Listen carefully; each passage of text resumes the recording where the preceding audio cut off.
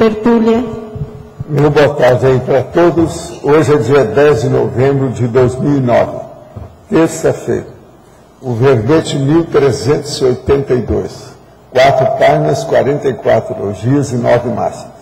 Título: Codex Subtilíssimos Pessoal. Especialidade: Autoparapercepciologia. Definição: o Codex Subtilíssimos Pessoal é a compilação sistemática de itens, componentes, parafenômenos ou condições evolutivas avançadas identificadas no corpo de atividades pessoais a serem desenvolvidas, formando um conjunto de normas, regras, praxes, princípios de retidão, ortopensalidade e autocomportamento policármico, do mais alto grau moral, criado autoconscientemente e a ser seguido, objetivando o complexo, pela consciência mais lúcida ao ressomar. O padrão da autopensenização registrado e identificado nas multiexistências. O holopensene do auto-revezamento teático. A bagagem pré-ressomática. Os sinalizadores evolutivos. As marcas de excelência evolutiva. A atenção permanente ao megafoco da autoproex. O autolegado revezador tecnicamente planejado. O deciframento das autossenhas. A autoconfirmação do megafoco proexológico. A comunicação interexistencial retrocérebro maduro, neocérebro jejum. Quer dizer, o cérebro antigo e o cérebro novo. O aproveitamento máximo do valioso tempo intrafísico, o calculismo cosmoético abrangendo a condição da multiexistencialidade pessoal, o autorrastreamento energético. Agora, nós temos aí na caracterologia 22 itens componentes para fenômenos ou condições avançadas, identificadas e mais frequentes no corpo estrutural do Códex Subtilíssimo Pessoal, no caso teático. Aqui nós estamos dando os processos dos fenômenos e também desse problema mais sério de parapsiquismo da pessoa. Eu coloquei 22. Aqui ainda pode ser acrescentado. Você, ou Rosa, se puder aumentar, seria bom. Tem coisa que a gente pode pôr aqui. Por exemplo, se olhar na própria remissiologia, tem material que eu não coloquei lá. Por exemplo, marca parapsíquica. Não tem na listagem das 22. Então, você olha para mim o que é que falta. Tem uma série também de verbetes novos que eu ainda não trouxe aqui, que eu preciso de colocar aqui. Agora, a frase enfática. O Códex Subtilíssimos Pessoal é providência evolutiva das mais avançadas entre os princípios cosmoéticos e parafenomenológicos codificados e estabelecidos pela Conscienciologia. Isso aqui é das coisas mais avançadas que tem. Aqueles que estão interessados em parapsiquismo, seria bom ver esse verbete com calma. Você é candidato à vivência do Códex Subtilíssimo Pessoal? Em qual nível fenomenológico, parapsíquico, evolutivo? Se a Rosa ou as nossas amigas aí quiserem aumentar, os estrangeirismos faltam só 2 itens e o laboratório também faltam só 2 itens. Ele já tem 9. Se quiser, pode passar para 11. Agora, nós temos aqui umas perguntas. Me separei há 12 anos, na ocasião a minha filha, que me apoiava na separação, ficou 3 anos sem falar comigo. Depois retomamos o relacionamento, que era muito delicado. Há 3 anos e meio, ela teve um filho. Quando a criança estava com 10 meses, ela me ligou e disse que não queria que eu fosse à casa dela, que ligasse ou que visse a criança. Desde então, vivemos afastados, apesar de morar na mesma cidade. Me considero uma mãe normal, por isso não vejo motivo para tal comportamento. Como fica essa questão no que respeita à minha proex? Caso não fique tudo resolvido. Procuro viver sem que esse fato interfira na minha vida, mas é quase impossível, é uma questão em aberto. Olha, tem 2 coisas que você pode fazer. Primeiro, quem erra aí é a filha. A filha não pode estar brigando com a mãe. Você é mãe, então Quando não quer, dois não brigam. Você não brigou, mas ela que está querendo, deixa para lá. Agora, outra coisa, ela às vezes tem alguma pressão do marido a seu respeito. Sabe, você é sogra. Para o marido, você é sogra. Para ela, você é mãe. Então, isso é outra condição. Agora, outra coisa que você pode fazer, deixa para lá, em paz, abençoa ela, e fica sabendo qual é o aniversário da criança e manda presente para a criança da avó. Aí já não pode falar nada. Manda a criança de acordo com a idade da criança. Criança é um presente da avó. Ela não pode negar uma coisa dessa. O mais deixa para lá. Agora, tem só uma pergunta cretina que seria bom a gente fazer para você. Você acha que você sempre foi muito super protetora ou repressiva? É uma pergunta, né? No caso da mãe, isso é importante. Se você acha que você não é, melhor ainda. Então deixa para lá mesmo. Deixa o problema ser dela. Vó é mãe duas vezes. Quase sempre, em vez de ajudar, piora a criança. Ela deve estar, às vezes, com medo disso. A gente tem que respeitar, né, a condição da mamãe. A mamãe que manda. Há algum tempo atrás, dei o livro da Dalva Moren, Sempre é Tempo, para uma amiga. Depois de lido, minha amiga decidiu que iria se separar legalmente nos papéis, pois ela havia se separado do ex-marido há 10 anos, mas não legalmente. Na semana que ela tomou a decisão e começou a arrumar os papéis para levar ao fórum, ela começou a ter dor de cabeça, confusão mental, sonolência, dores do corpo, insônia, tontura, falta de ar, vômitos e outros sintomas desagradáveis que já duram 15 dias. O que o professor pode comentar sobre esse caso? Qual o papel que fiz nessa história? Não, você não tem nada a ver com isso. Isso aí é o seguinte, ela já devia ter normalizado uma coisa dessa, porque uma separação sempre é bom ficar tudo certo, porque ninguém sabe o dia de amanhã, e tem família de um lado do outro, as pessoas casam de novo, etc. Ela está correta. Agora, esse negócio de arrumar os papéis, começar a sentir isso, às vezes, isso que ela está sentindo não tem nada a ver com esses papéis. De modo que deixa para lá, está passando a conjuntura natural da própria vida. Agora, ela deve se tratar bem e ver as causas que ela tem. Tratar do distúrbio. Nesses últimos dias, tem sofrido ataques extrafísicos constantes, todos visando me dessomar. Como devo proceder para desdramatizar? A primeira coisa é a seguinte: ataque extrafísico a gente recebe fraternalmente, com a energia. De modo que procure trabalhar com a sua energia. Tem muita gente que pode te ensinar como é que você faz. O problema é o estado vibracional. Quem manda no seu corpo é você. E outra coisa, muito cuidado com o modo de pensionizar. O que você pensa? Limpa seu pensamento, faça higiene mental. Isso é a melhor coisa que você pode fazer. Não deixe que nada interfira.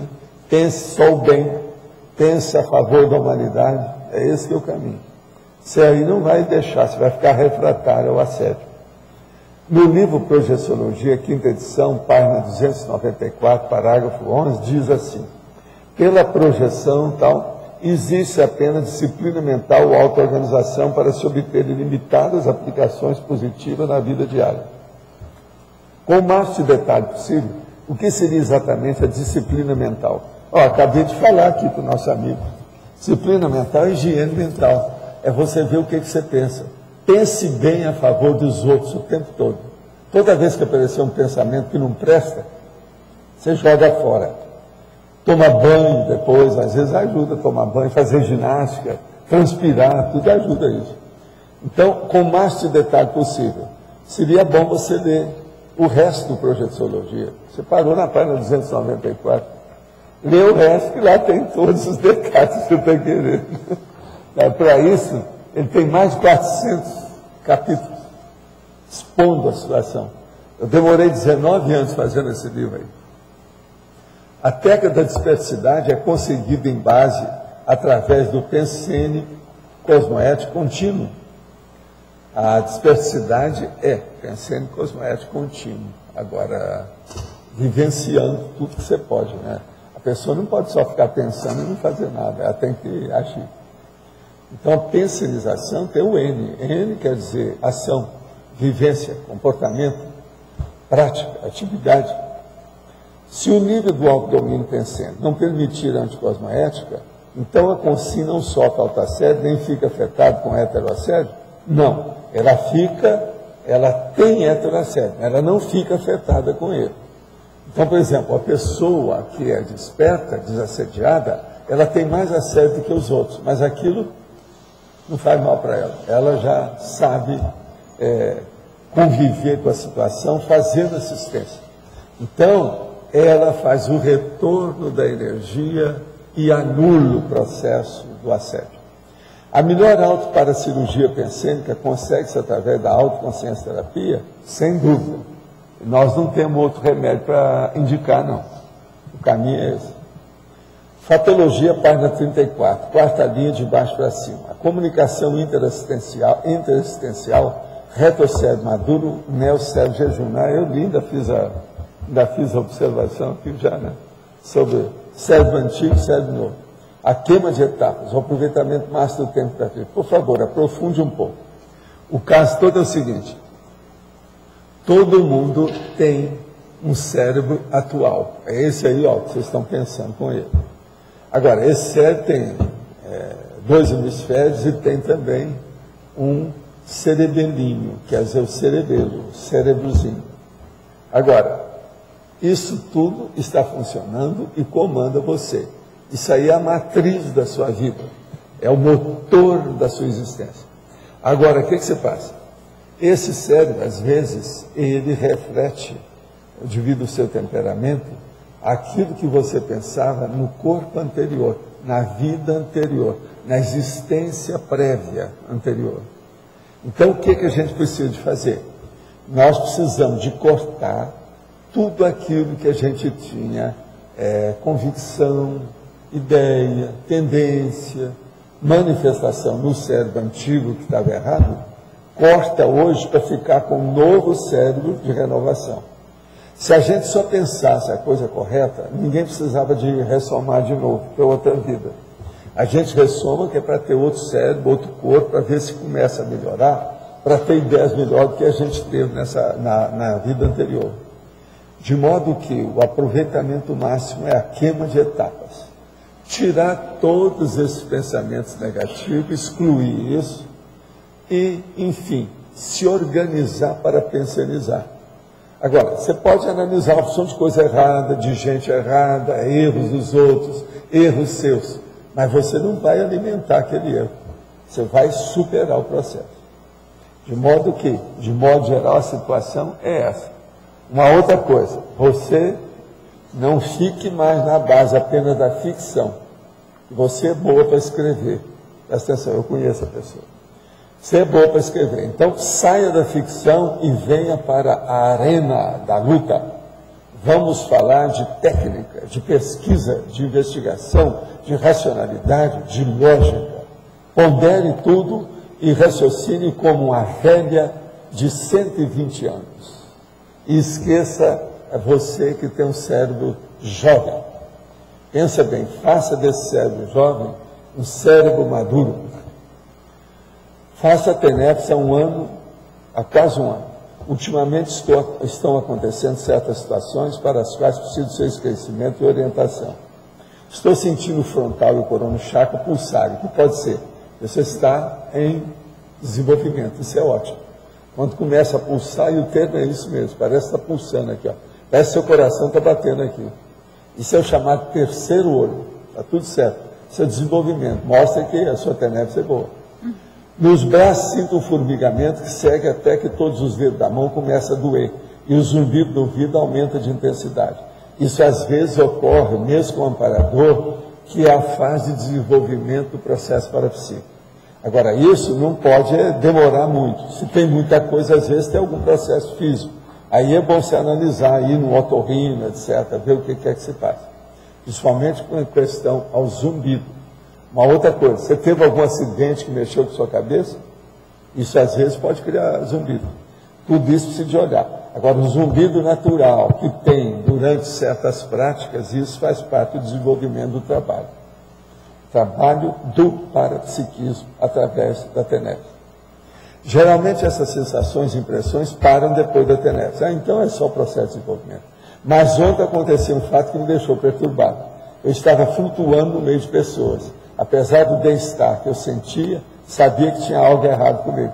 Essa flutuação é descoincidência, ela não coincidiu. Isso é que chama descoincidência vígil. Agora, outra coisa, observa-se numa condição dessa, você começa a ver o que o povo está pensando. Você tem telepatia espontânea. Então, veja bem, tentei sair, mas percebi novamente a sensação de flutuar. 4 pessoas vieram me ajudar. Acho que eram 4 rapazes e usaram algo na cabeça. Acordei me sentindo muito bem. Olha, você está em franco desenvolvimento. Vai com calma. Olha, a única recomendação que eu dou para você, diminua tudo quanto sejam ações extravagantes, diferentes, esdrúxulas, atípicas. Fique dentro da regularidade da sua rotina útil. Não saia disso até de melhorar. Eu acho que a pessoa entendeu, né? Ela não sair para o acostamento para coisas novas. Não está querendo criar besteira ou risco mania. Isso aí não pode. Uma outra coisa que eu queria falar para vocês, essa agora é comigo. Eu fiz os exames ontem da cabeça até os pés, do holossoma, etc. Desde sangue, urina, coração, diaba 4, cintilografia. Um dos médicos me acompanhou, aquele chapa lá. Agora, o cara que é o principal do coração falou que não quer me ver dentro dos próximos 2 anos, porque eu estou muito bem. De modo que, vocês aí, vocês aguentam, porque vocês vão sofrer comigo ainda muita coisa. Que eu estou com a corda toda. Agora, o melhor da história. Posso comer a broa, posso comer minhas processos, por exemplo, manga, do jeito que eu como, posso comer o shiitake da Flávia. Isso não está me fazendo mal. Vocês não acham que isso é o máximo? Eu estou querendo até comemorar, mas não sei como ainda. Talvez comer uma manga desse tamanho e tal. Entende? Agora, gente, ver os meus resultados, as minhas taxas, eu na minha condição de médico, eu mesmo fico besta de ver aquilo. Agora, o que é esse negócio dos remédios? Os remédios modernos são fora de série. Para mim, são os remédios que fizeram isso. Eu estou lá com certas taxas que eu não tinha quando eu tinha 50 anos, 40 anos, eram piores. Na época que eu era o velhinho da bolha, eu não tinha essas taxas. Agora, eu não acho que isso aí seja uma macrosoma, não. É um conjunto de dados de vocês, do Eduardo, aquela coisa toda, dos remédios e do modo que eu faço. Porque meus remédios são assim, gestáticos, né? São militares. Eu tenho uma drogaria militar. Você está entendendo? Que beleza. Terrível. Se eu vou fora e vou comer naquele horário, eu tenho uma caixinha que eu levo o negócio para eu tomar lá na hora. E outra coisa, eu atualmente como 4 vezes por dia. Só uma vez mais do que as outras, o resto tudo pouquinho. Então eu sou o homem do coffee break. Você está entendendo como é que é atualmente? Mas eu faço isso porque eu cheguei à conclusão que era o melhor. Porque eu estudei o modo de remédio, é muito remédio que eu estou tomando. Então, eu estudei para fazer as tomadas de remédio 4 vezes por dia. Agora, eu não tomo remédio sem comer. Eu não sou aquele dos filmes americanos que o cara pega remédio para fazer. Não, ele come, isso é besteira. Estoura a mucosa gástrica. Eu não faço isso. É tanto que eu melhorei até do refluxo. Quer dizer, durma com barulho desse, viu? Vocês estão perdidos comigo. Tá certo? Agora, que é engraçado, né? Eu depois preciso falar com o Eduardo para ver quais são as coisas, o que é. Qual é a próxima? Porque qualquer hora eu acho que eu vou desafiar vocês para alguma arena, competição, alguma coisa que tenha, né? Para ver como é que nós saímos. De braços. Muito cuidado comigo, Luiz. Te aviso. Tá certo? Já ganhou na queda de braço do Gabriel, né? Mas olha, o que você tem aí hoje? Na terceira linha da fatologia, para aprofundar, é o autolegado revezador. Autolegado revezador tecnicamente planejado. Quer dizer, o que é que você preparou? Muita gente aqui preparou já um legado da vida anterior para fazer o auto-revezamento quando vocês fizeram o curso intermissivo. Quem fez curso intermissivo já pensa em auto-revezamento. De modo que qual que é o seu auto-legado? Ficar bem tranquilo perante a humanidade. É isso? O que você acha? Isso aí, eu acho que é um técnico, com o seu temperamento de italiano. O problema é identificar. E na quarta linha tem o deciframento das o deciframento autossenhas, das autossenhas. O que é melhor? Eu te pergunto, pra qual que é a sua senha? Que senha que é que você criou nessa vida? Agora, ó, tem um jeito de você começar a ver isso. O que é que te chama atenção? Qual é a sua coisa predileta? A sua tendência para alguma coisa? Isso pode mostrar as suas senhas. Observe. Como é que é isso? Você, por exemplo, você tem uma coisa que é um tique que você tem, né? Olha, o Antônio chegou. Você tem um tique, que é a filosofia. A filosofia é uma coisa sua. Por exemplo, você e eu temos esse cacuete, o cacuete filosófico. É verdade ou não é? Você não inclusive, eu concordo. Inclusive, o Vasconcelos confirmou isso, né? Achou não, mas o nosso amigo, o outro era pior. O outro falou mais coisas sobre isso. O amigo do César, como é que é o nome dele?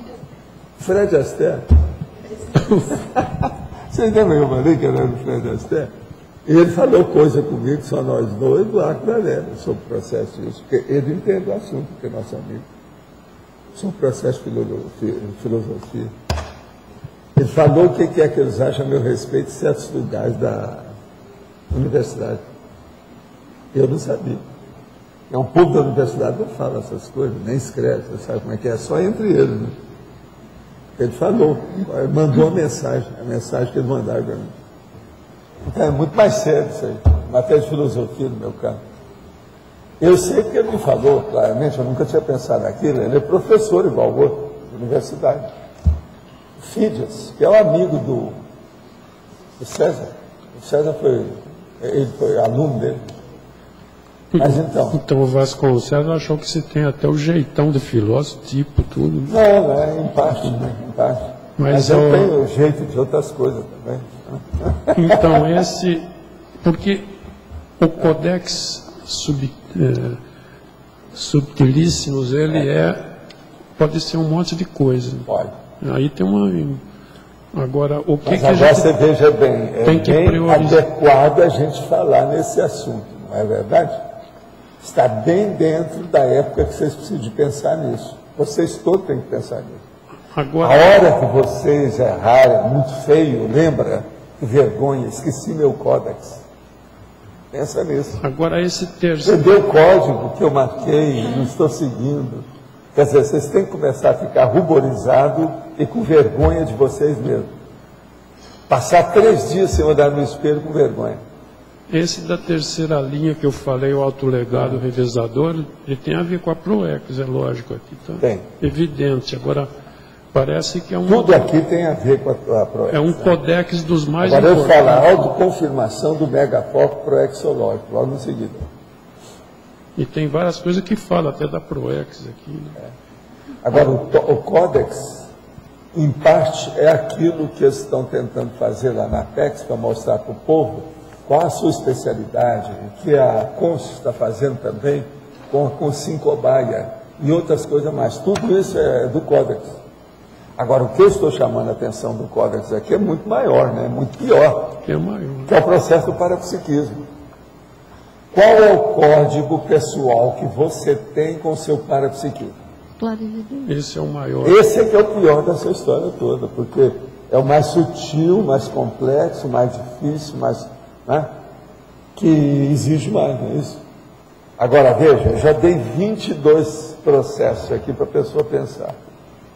Todos eles são sérios. Agora, um dos 22 é auto-revezamento multiexistencial, auto-paraprocedência, auto-irrompimento psicossômico, macrosoma, OFIEX. Eu falo essas coisas todas aí que mexem com as nossas coisas. Dragona, entrelinhamento intelectivo, que esse aí é um negócio muito sério também. Aqui quase tudo tem a ver com parapsiquismo, não sei se tudo, quase tudo. Não, é de propósito, que é o mais difícil que tem, né? E outra coisa, por que eu insisto com isso com vocês? Que você não atinja nem um quarto disso aqui, não interessa. Você já começou a raciocinar sobre o assunto, já começou a criar o grafo pensene sobre o tema, já começou a mexer com isso. Por quê? O parapsiquismo, vocês vão ficar assim com ele cada vez mais, vocês não vão poder fugir disso. Como é que vocês vão evoluir sem parapsiquismo? Como é que uma consciência pode evoluir a partir do curso intermissivo se ela não tiver a consciencialidade multidimensional? E como é que ela vai conseguir isso se ela não tiver desenvolvimento parapsiquismo?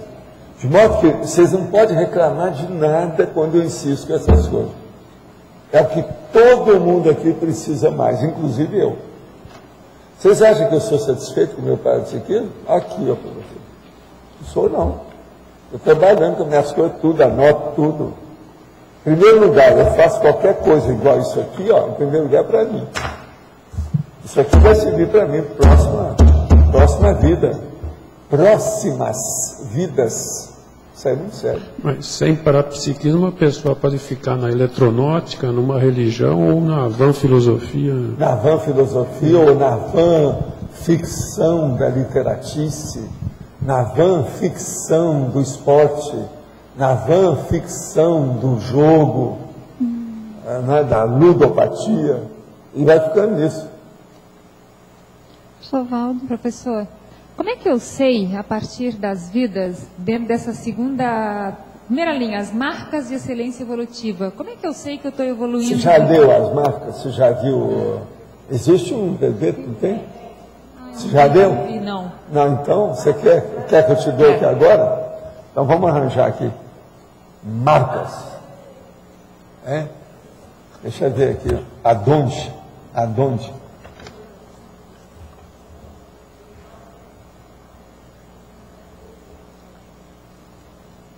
35, 44, volume 4. Volume 4, 35, 44.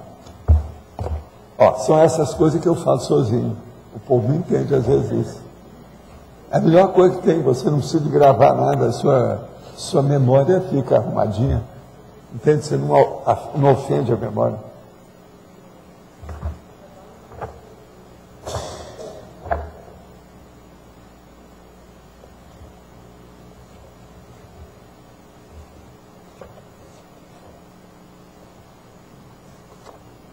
Nossa, no fim do volume. Olha, esse aí vai te dar ideia. Você tem uma ideia, ele tem 4 páginas. Sovaldo.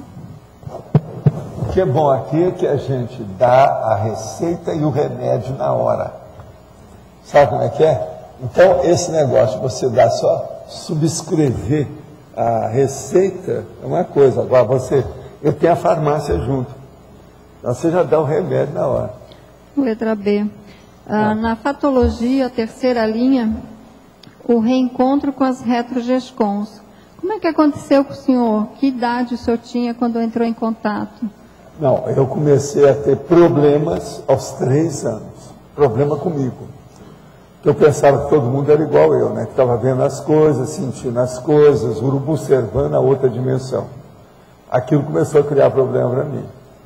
Agora, eu só fiquei maduro aos 14 anos. É essa maturidade que eu quero ver se alcança aos 8, na próxima. Como é que a gente poderia aplicar uma técnica para identificar se a gente escreveu? É você pensar nisso o tempo todo.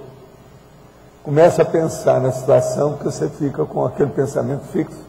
É o meu caso. Eu fiz isso já faz em 1100. Pouco tempo. Eu comecei a pensar com pensamento fixo o processo parapsíquico, mais ou menos em 1100. Que eu vi que ele era muito importante e que ia melhorar. Agora veja, eu vi isso tudo antes, por isso que eles me deram atenção. A maioria ainda não tinha visto isso. A hora que teve a ideia de reformular a Terra, é como se fosse dar um balanço na Terra. 1100 foi isso. Eu falei assim, então o que precisa mais é a pessoa que vai para a dimensão humana pensar que tem as outras dimensões, sem influência da religião. Essa é a minha observação. Sem influência da religião, foi a base de tudo. Foi aí que eles me deram apoio. Todo mundo que era maior, que já via aquelas coisas, porque eu estava começando a pescar uma coisa por mim, que era mais avançadinha nessa história toda. Então, eu começo a dar valor para o parapsiquismo do ponto de vista profissional, maduro, mais sério, em 1100 para cá. Agora, nos egípcios eu já mexi com o processo de iniciação, para você ter uma ideia, no Egito. Bastante tempo. Você lembre-se só de uma coisa, Moisés, que é o cara do Velho Testamento, ele era egípcio. Quer dizer, o negócio é muito antigo. Muito antigo. Obrigada. Então, por exemplo, os judeus estão tudo baseados nos árabes. Tudo é baseado neles. Moisés, não é isso? No Velho Testamento judaico, não tem Moisés nessa história? Agora veja, ele era egípcio. Então veja, tudo que é dos judeus é baseado nos árabes. Professor, na página 115, em caracterologia, o senhor poderia ampliar o item 13, identidade extra? 13, identidade extra. Nós já não falamos nisso? Vem cá, você ainda não viu o verbete? Você quer o verbete, não? Você olha, então, anota aí. Tá, eu anoto e vejo aqui. Obrigada. Olha aí, você está com... Eu tenho também. Só um minutinho. Pega aí, identidade extra. Você vai ver. Tem nos 1000, né? Já tem, né? Olha para nós, tem nos 1000 aí. Os 1000 que eu estou falando, quer dizer, eu dividi. Tem? Agora, gente, hein? Não tem no 1000, não. É. Ah, tem online? Tem online, é só baixar. Poderia relacionar o tema do verbete com a psicografia citada na segunda linha da parafatologia? Aqui nós estamos falando aqui, ó, a psicografia e a psicometria. Sim, a psicografia é o problema da pessoa escrever. Então, é muito importante o que a pessoa escreve. No caso aqui, a escrita junto com o consciex é mais séria ainda.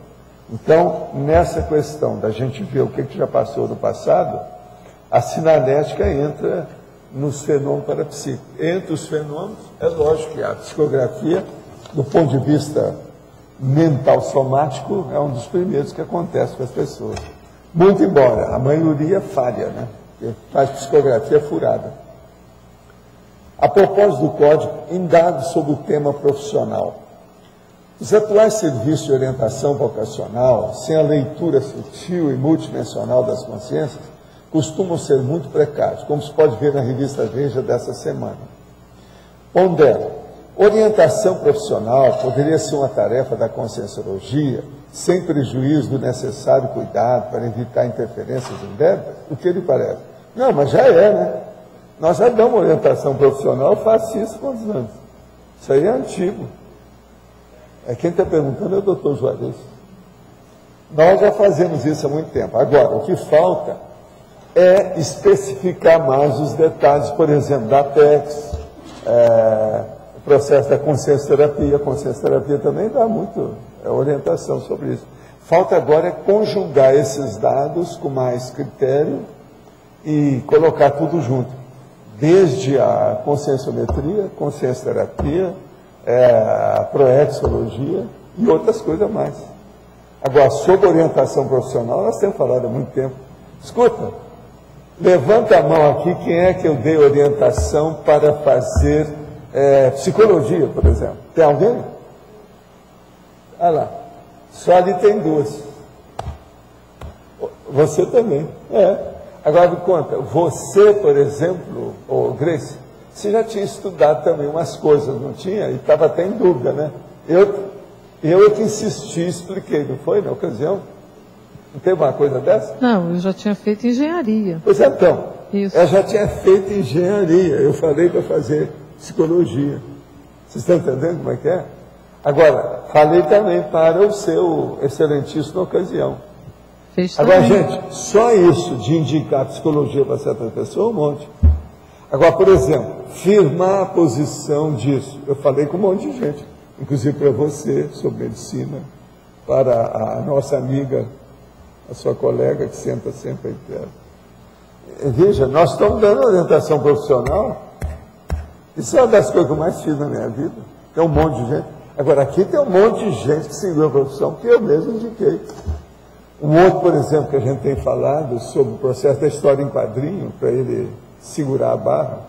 Uma outra coisa, a Cristina não está aí, né, Aracaque? Você quer coisa pior do que o dela? O dela, a gente reformulou a vida, os negócios todos dela. Que ela queria deixar, falou assim, não, você agora vai começar. Em vez de deixar, você vai começar com direito. Ela sabe disso. De modo que é uma boa sim. Agora, o que eu vejo é o seguinte, você tem toda a razão na sua observação. Vamos estudar isso e ajudar a orientação profissional onde nós pudermos.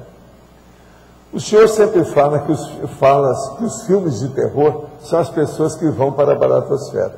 O senhor já viu em algum filme, alguma cidade que fosse parecida com a Comunex avançada, que o senhor tenha visitado? Não. Tem gente que faz força para isso. Por exemplo, as fantasias de desenho animado, às vezes tem uns lugares parecidos. Aí, ó, eu recomendo você ver desenho animado desse, por exemplo, de Walt Disney, aqueles que mostram um lugar celeste, o paraíso, tudo cheio de cor, quase sempre com predomínio da cor amarela viva. Aquilo tudo tem nesse assunto. E depois você pega o livro Cristo Espera por Ti e veja as descrições extrafísicas que tem. Você vai ver que parece. Por exemplo, um filme que tem lugar parecido é o Mágico de Oz. Você sabe Mágico de Oz? Fazer aquelas coisas. Ali também tem uma cena daquele jeito. Geralmente, aonde tem coisa mais parecida com Comunex extrafísica é quando eles fazem os jardins de muita cor viva, cor básica. Isso aí às vezes parece. Parece que só consegue ir para a baratosfera. Deve ser muito difícil ver algum bom, já que na maioria dos filmes de terror os lugares e o povo são feios demais. Não. Filme de terror é baratosfera. Esquece isso. Isso não leva a nada. Não perca tempo com filme de terror. Eu sou um que não perco tempo com isso.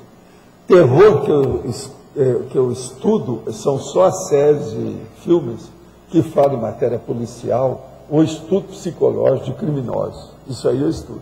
Isso aí já é outra coisa. Mas filme de terror eu não vejo, eu não perco tempo com isso. Há muitos anos.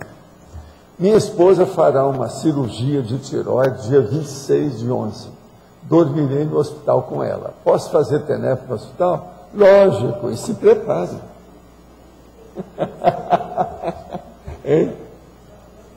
É uma senhora experiência, vai valer a pena.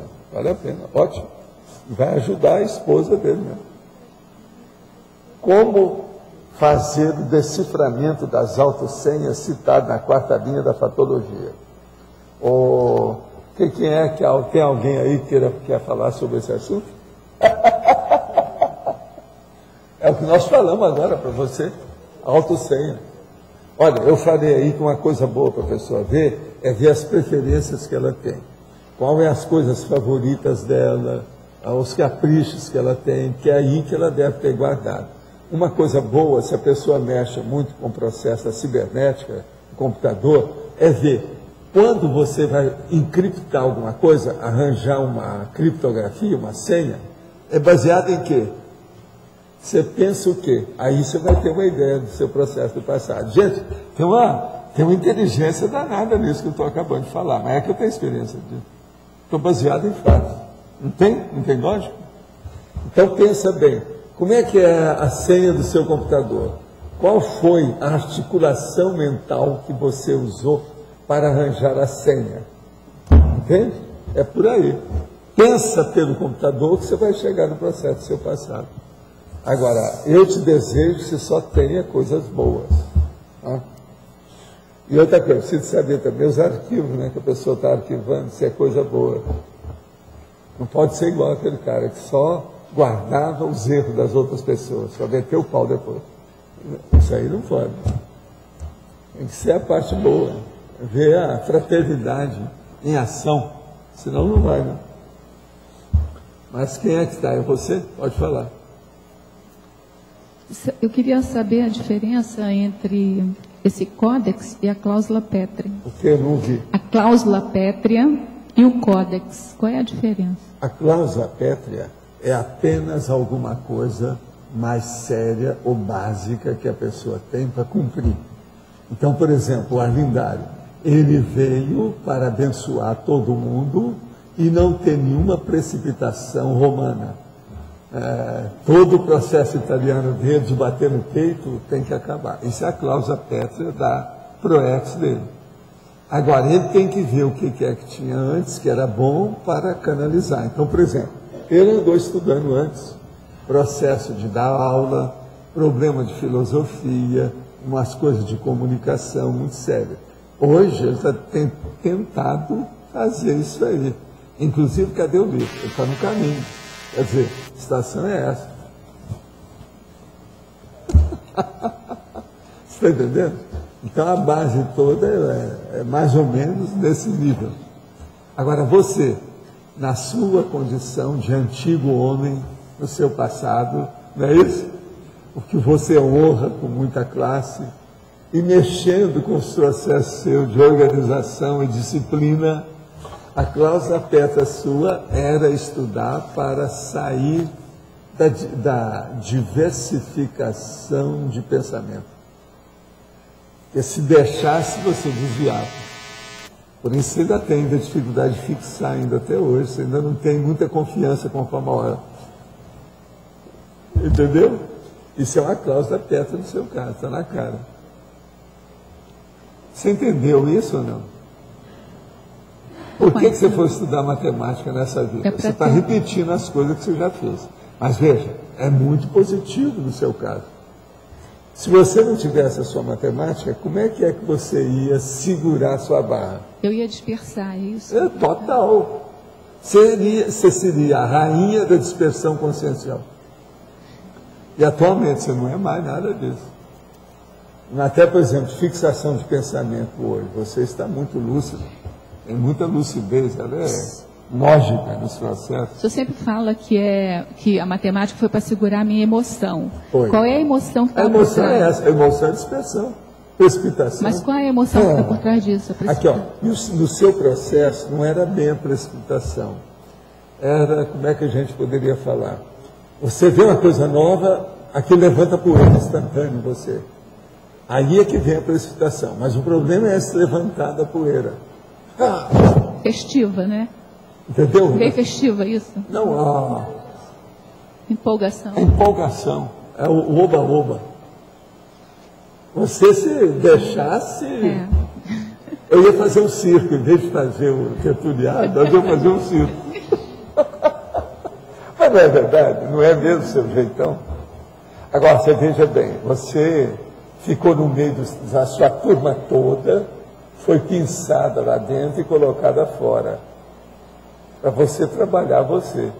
A família cresceu, as coisas todas cresceram e você ficou de fora. Presta atenção. Mas, professor Valdo, então me explica uma coisa. Eu já não fui matemática na outra vida?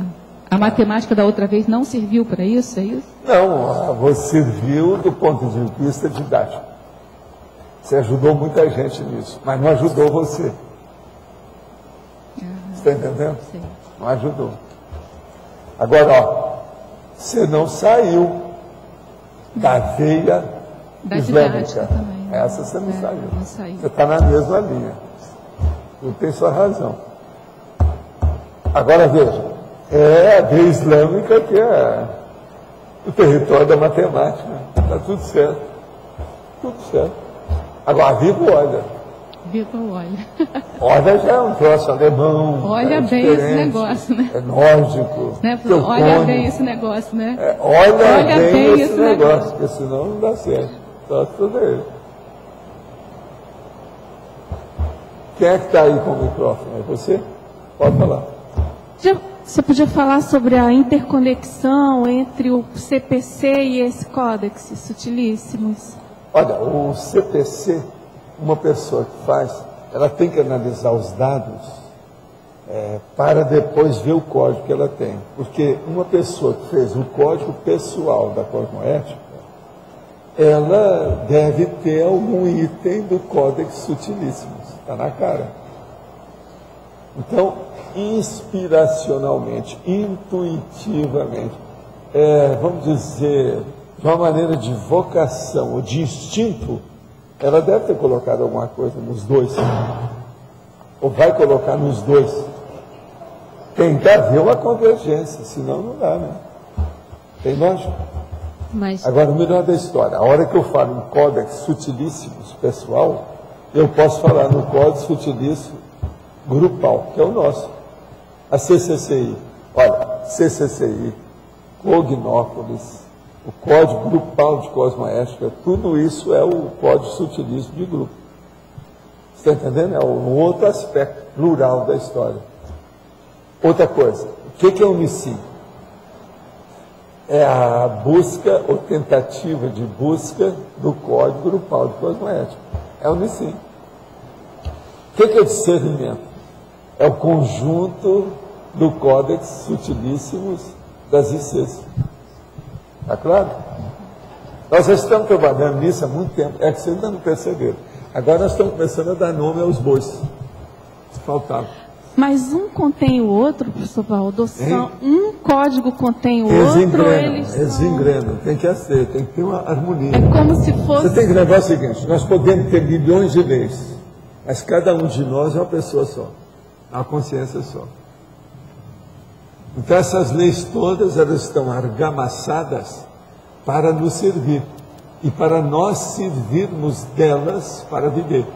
Servirmos delas para vivenciar. Professor Valdo, nessa linha ainda, não entra nesse meio, não seria um crescendo, o Código Pessoal de Cosmoética, aquele código de valores globais que o senhor falou que a gente teria que fazer também e que engloba para chegar no código. O Código Pessoal de Cosmoética varia ao infinito. O cara que é de futebol fala assim, eu não posso atirar pedra no juiz. Isso já é do código dele. Você já não pensa mais em futebol, nem atirar pedra em juiz, nem nada. Você já está pensando para direito, etc. Então, código, o nível, a qualidade dele varia de pessoa para pessoa, por isso que ele é pessoal. Mas aquele de valores, o senhor lembra, o senhor falou poucas vezes, depois o senhor não tocou mais no assunto, o senhor falou de um código de valores que ele envolveria a cosmoética, a parte intelectual, é o código sutilíssimos, esse aqui é o que vem antes. Esse vem antes? O sutilíssimo, ele é multi-existencial. Não, ele é o supra-sumo, eu entendi. Não, ele é multi-existencial. É que assim, ó, é que acho que eu estou fazendo um exercício de partida aqui do intrafísico para o extrafísico. Aí tem que voltar lá nos valores da paraprocedência, baixar, para ver o que a gente aplica de valor. É isso, né? Tá, tá bom. Confie em você. Tá. Tá certo? Mas, professor Valdo, desculpa. Ainda nessa linha, então a gente pode dizer que a Dulce perguntou se um está contido no outro. Então, uma abordagem. Não entendi isso aí. A Dulce perguntou se o CPC estaria contido nesse Códex Sutilíssimos, né?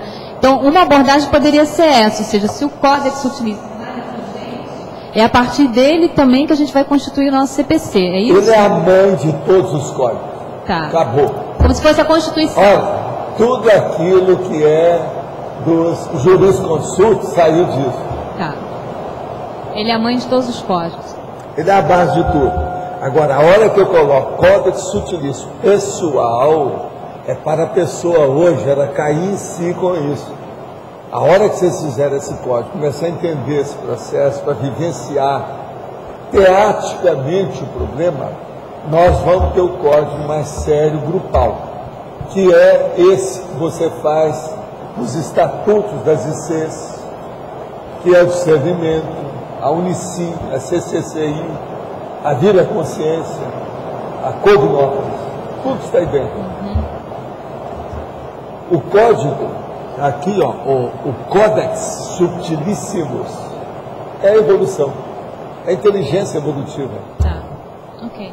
Se nós chegarmos na inteligência evolutiva, é isso que eu chamo de IE. Nós temos o código, é esse aí. Cada um vale isso. Seu código mostra o nível da sua inteligência evolutiva. Gente, é uma coisa mais que óbvia, tá claro? Hein? Ele vai mudando de acordo com a sua maturidade, a sua inteligência evolutiva. Valdo, alô, alô? Tá ouvindo? Não. Fala mais forte.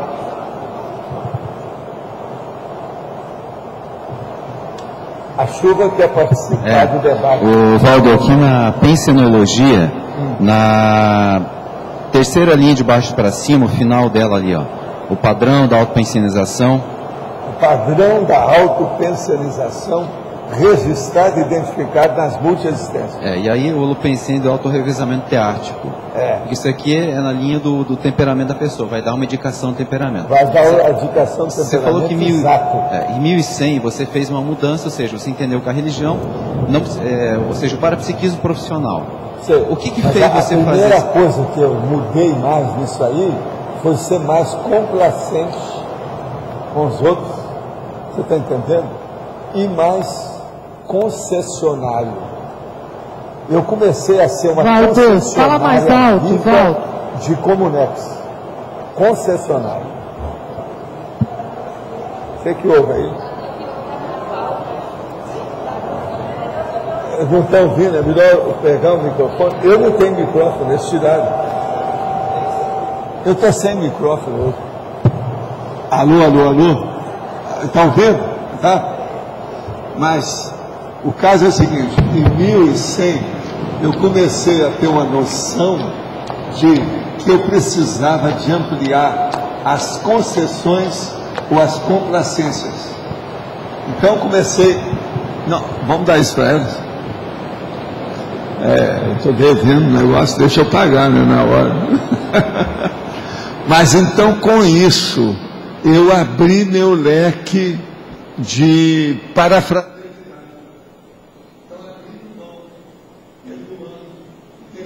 Passando por cima. Então, por exemplo, tudo aquilo que eu queria cortar de vez da minha vida, eu voltei atrás. Por exemplo, eu estava totalmente contra a religião já há muito tempo. Aí, numa dessas vidas, precisou que eu entrasse no negócio. Eu entrei lá de novo, fui lá mexer. Agora, quando eu vim nessa, aconteceu o negócio do espiritismo, eu voltei de novo para ajudar. Eu já era contra isso há 1 milênio. Está entendendo? Mas era o jeito, né? Então, vê, são as concessões.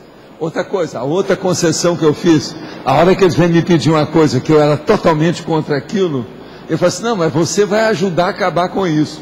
Eu entrei.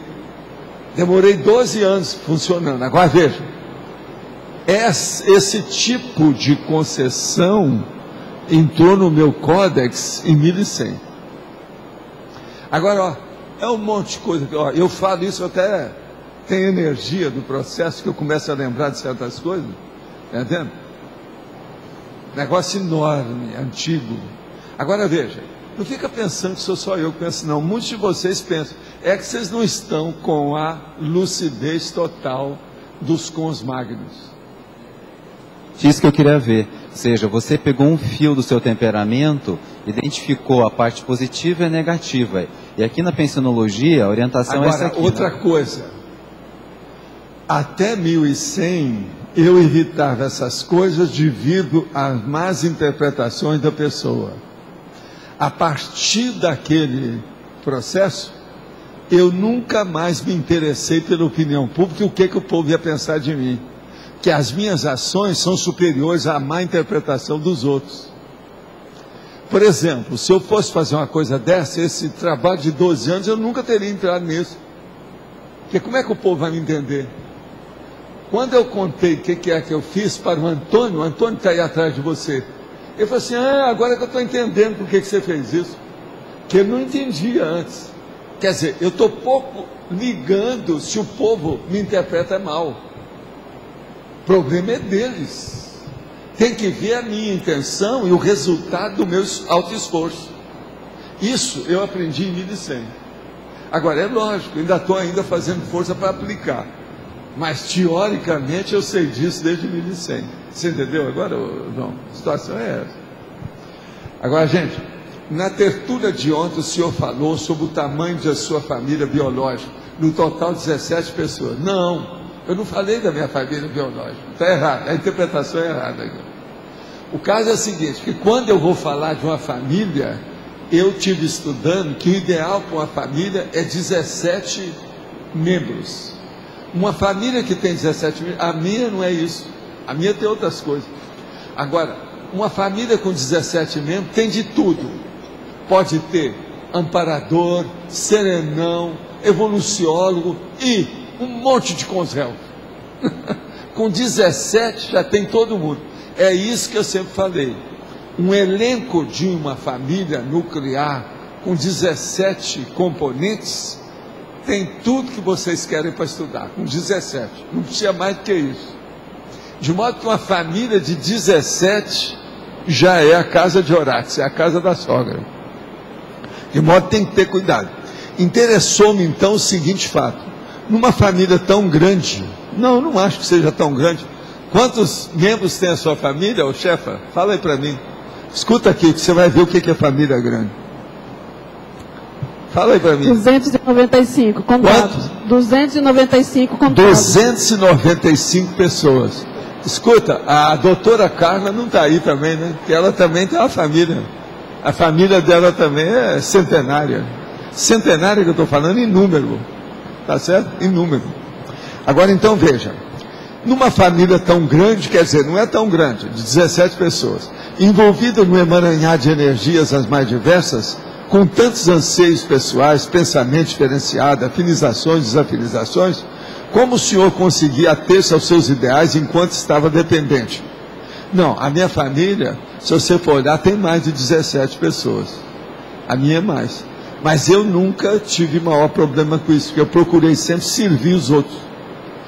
Com o processo de assistência, você, sua família, ela até diminui de importância, porque você procura ajudar todo mundo que você pode e dar exemplo.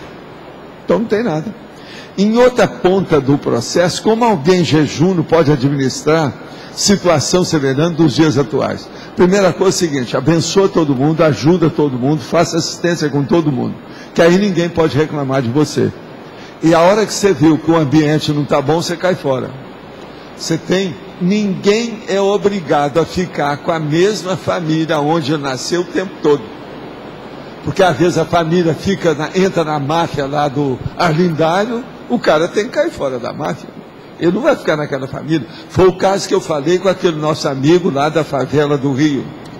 E ele foi embora, deixou a mãe, deixou os irmãos, deixou todo mundo, porque todo mundo era assaltante. E eles queriam se profissionalizar cada vez mais. Ele não queria aquilo.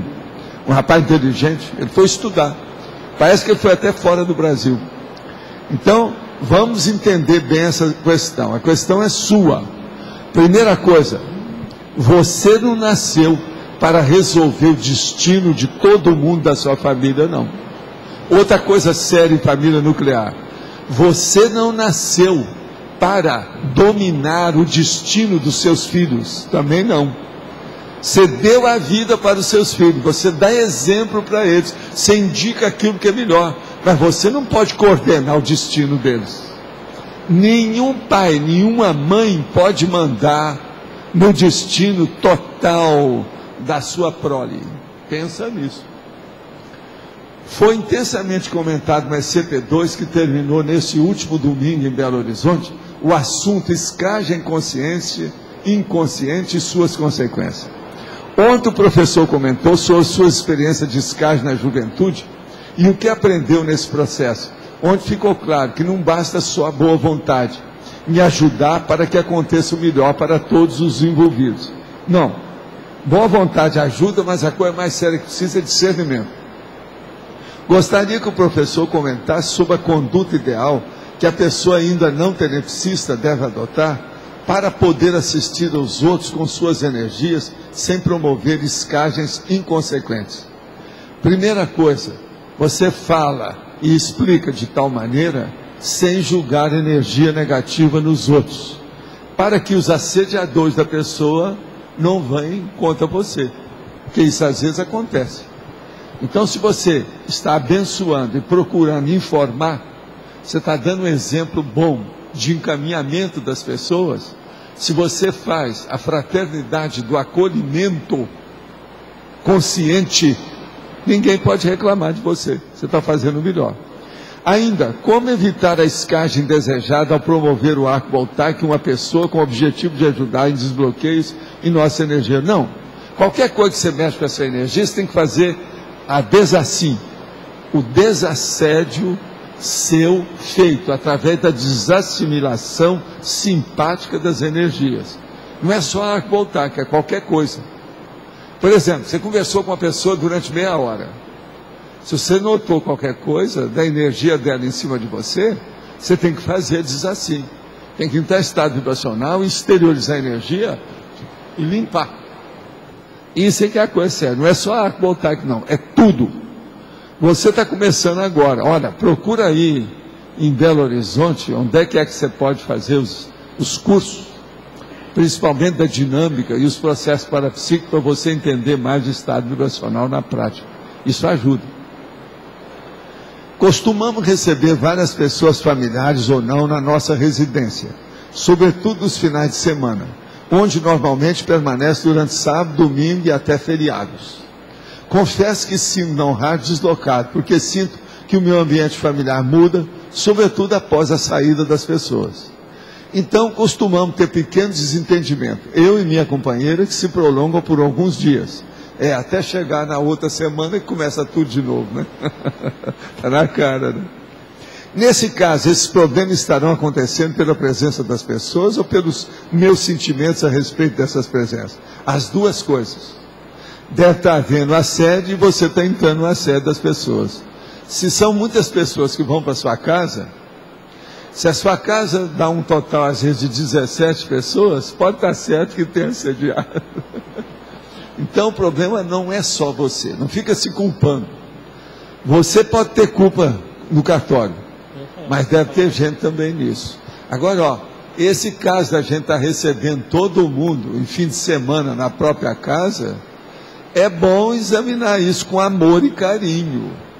A fraternidade pede para a pessoa ter discernimento.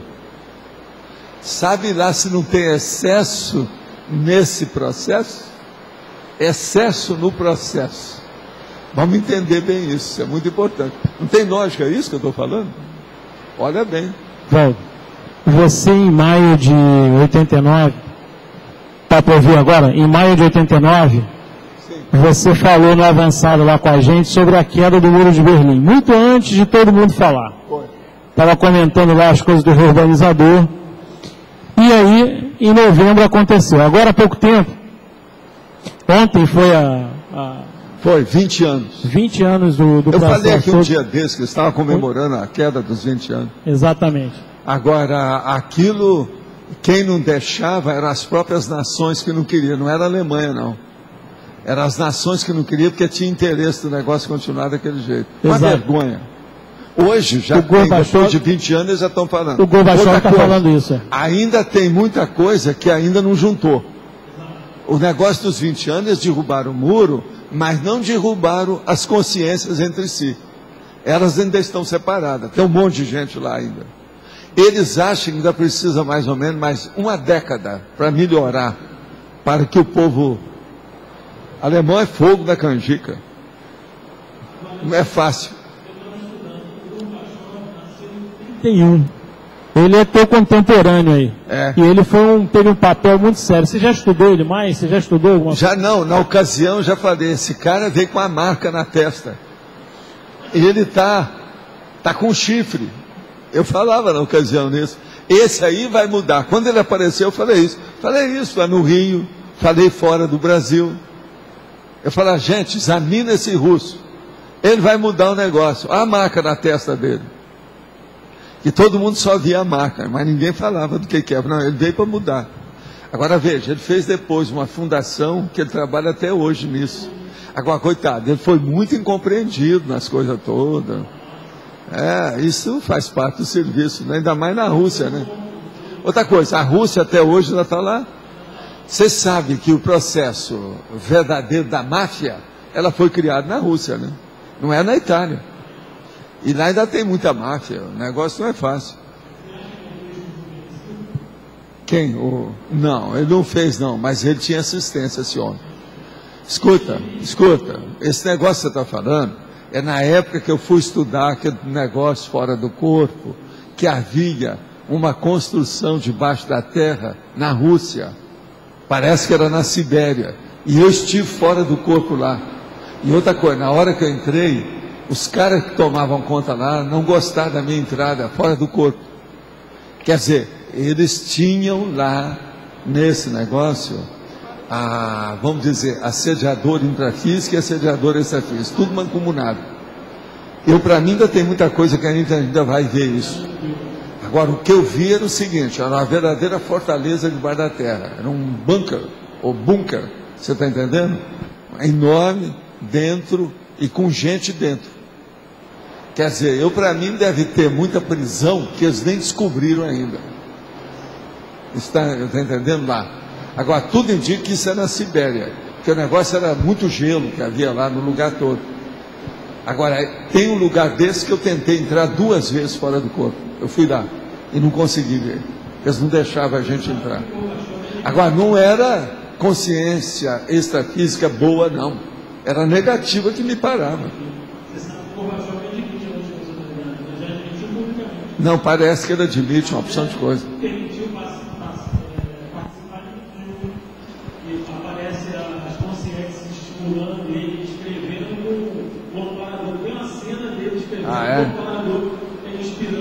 Agora, você sabe, os russos, eles entendem de energia igual os chineses, né?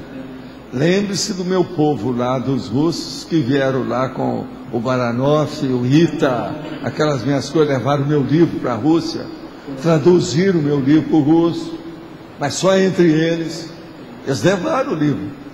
Eu sei que na ocasião a gente deu 4 exemplares para eles, para fazer a tradução, e eles levaram para a Rússia. Esse negócio todo aconteceu. E eram os caras que estavam ajudando o Brasil na questão do foguete.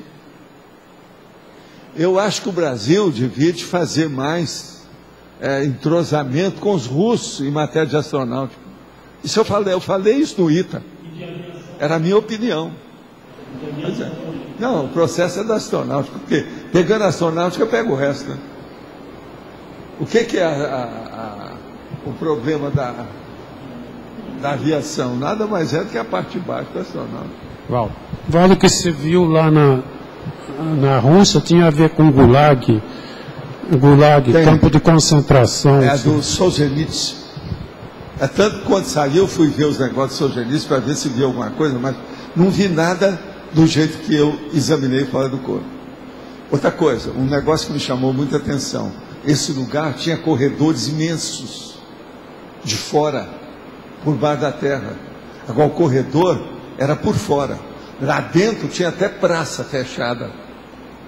Tem um monte de coisa disso. Agora, eu não sei se com o processo depois do Gorbachev, se eles não dinamitaram aquilo tudo. Eu só sei que eu procurei de tudo quanto é jeito, falei com gente, procurei depois na internet, não achei nada. Agora, que eu fui lá fora do corpo e o negócio é físico, Agora o cara me parava na hora, era só chegar lá. Extrafisicamente, quer dizer, a gente não entende, né? Agora, como eles trabalharam com muita energia e trabalharam com muitos ectoplastas, você sabe, um monte dessas mulheres todas lá, ectoplastas.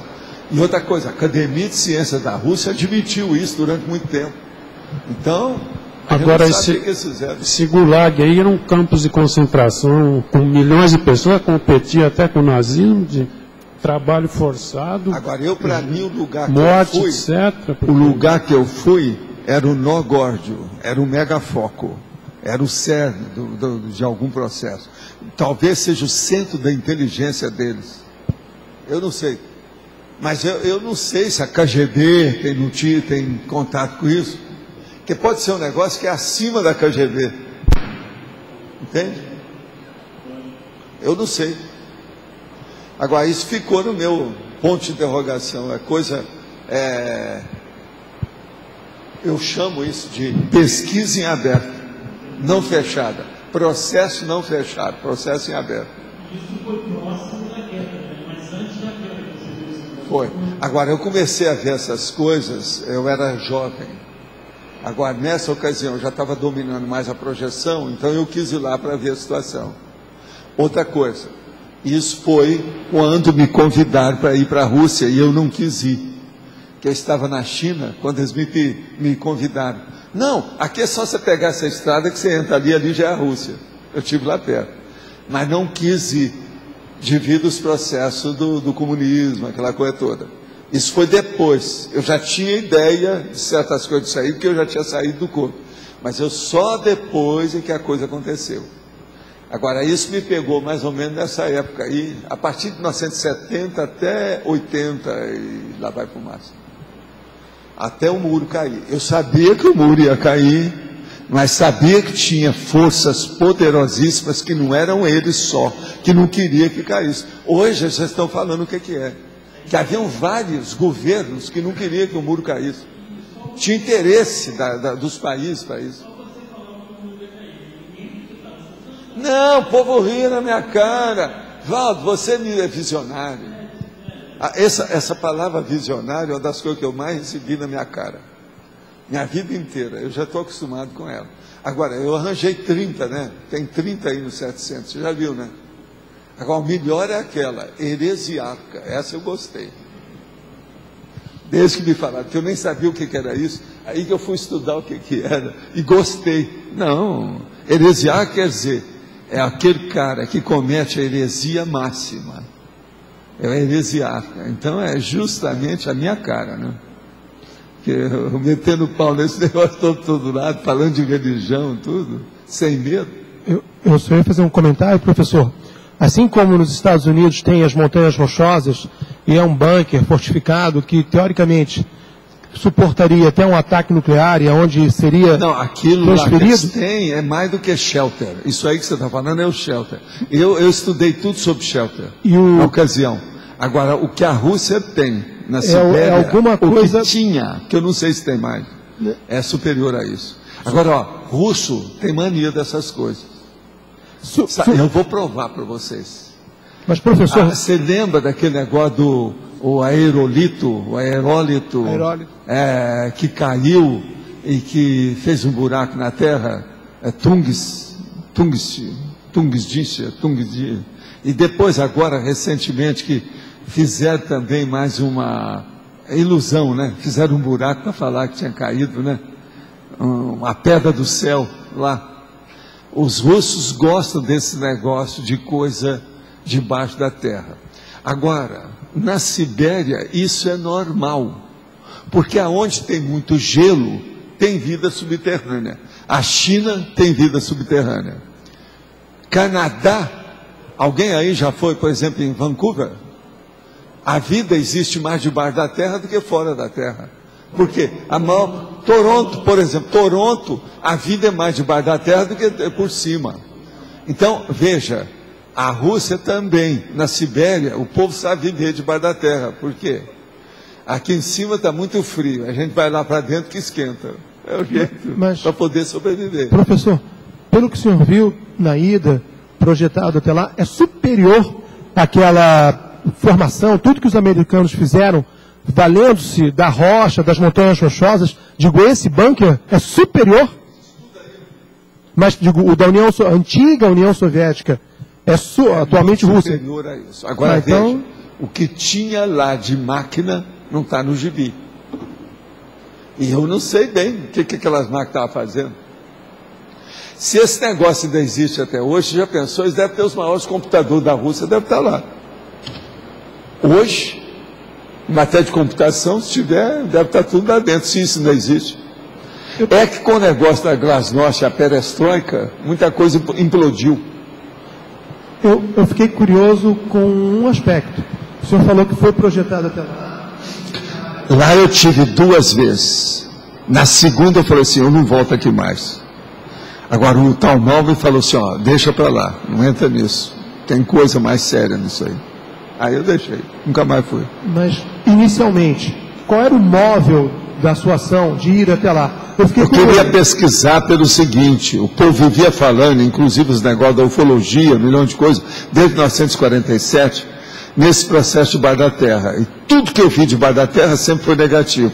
Então eles falavam da Agartha, que era uma cidade que havia. E outra coisa, eu fui criado com gibi mensal, aos 7 anos, lendo O Príncipe Submarino, que tinha a vida submarina debaixo do submarino. Então eu queria saber o que era aquilo. Outra coisa, eu passei durante anos até conseguir fazer projeção submarina para eu ver como é que era a vida submarina. Antes do povo ver qualquer coisa, eu já falava na minha família, eu falava assim, os bichos que tem bicho luminoso, de tudo quanto é jeito, no fundo do mar. O povo tudo ria. Assim, ó, o Val está delirando mais uma vez. Hoje está tudo provado, fizeram o negócio tudo. Eu vi antes dos aparelhos.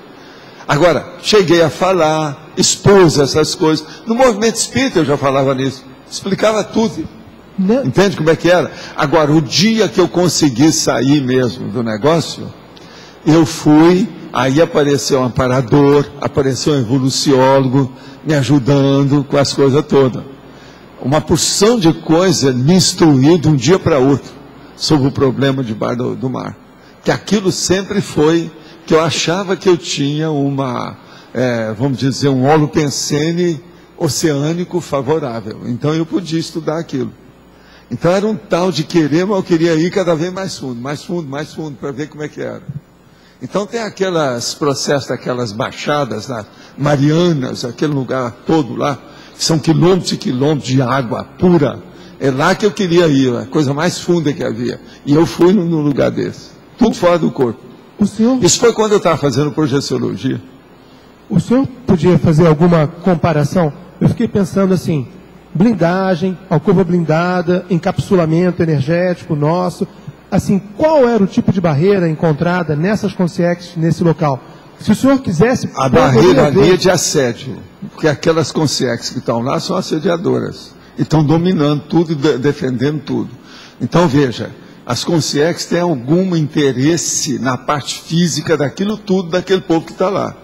Uma outra coisa, tinha muita gente lá dentro. Eu calculei, pelo que eu pude ver, mais de 100 pessoas estavam lá debaixo da terra. Lá, naquele lugar.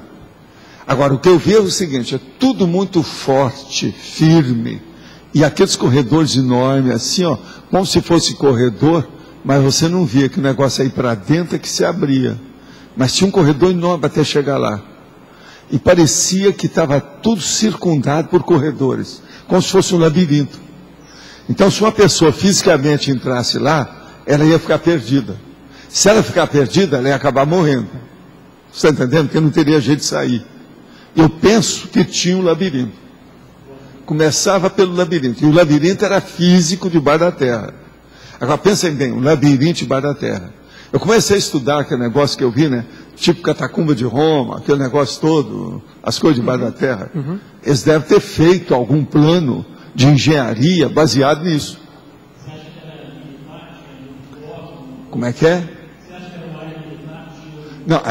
Não, militar era, mas não tinha uniforme, não. Tudo era como se fosse um serviço de inteligência. Que a serviço de inteligência não tem uniforme. Isso eu vi logo. Agora, você nota que tinha aqueles caras que você olhava para ele assim e falava assim, esse aí deve ter sido general.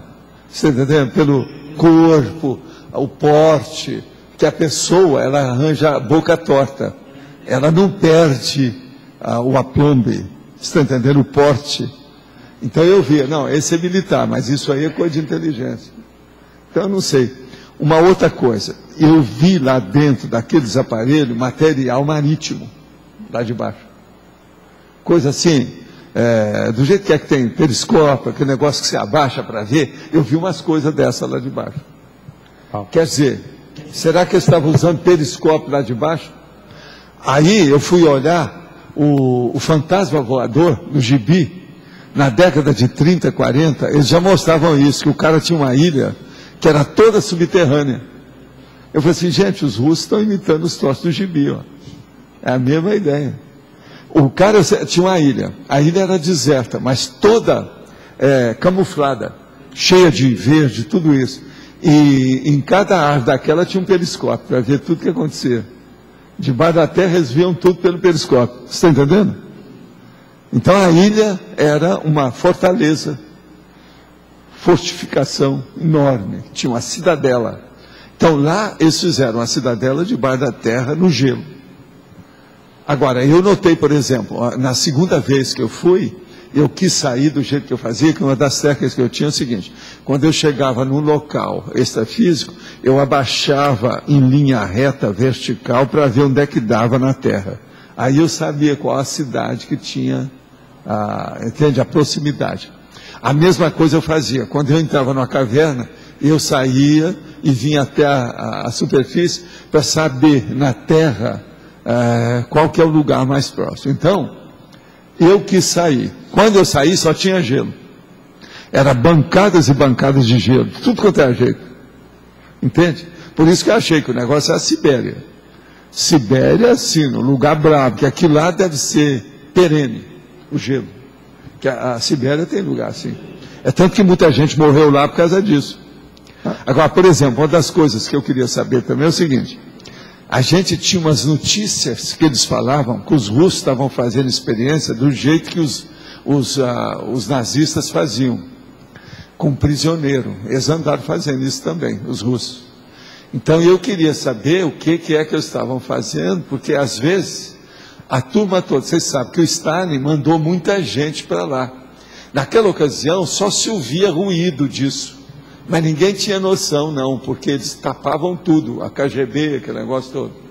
Agora, mais tarde é que eles viram que o Stalin matou mais gente do que os nazistas, vocês sabem disso. Agora, sabe lá se aquele não era o lugar para isso? Porque eu vi que tinha alguma coisa errada, porque senão não teria tanto assédio, aqueles assediadores, tudo extrafísicos, defendendo o lugar. Não era estranho? Hein? Posso usar?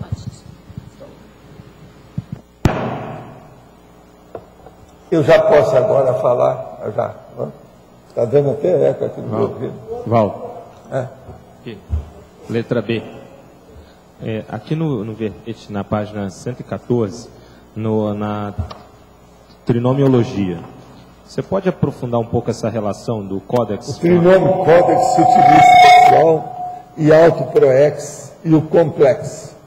O caso é o seguinte: com o código a pessoa vai firmar muito mais a programação existencial dela. Entende? Isso é que é a coisa mais séria. Então ela chega com menos dificuldade à completude da programação. Agora, o códex praticamente é o seu código de vida. É tudo que você tem. Ele é superior ao DNA. Ele é a base da sua vida. Pense bem nessa situação. E outra coisa, ele é escolhido e mantido por você. Ninguém está forçando você a seguir esse código.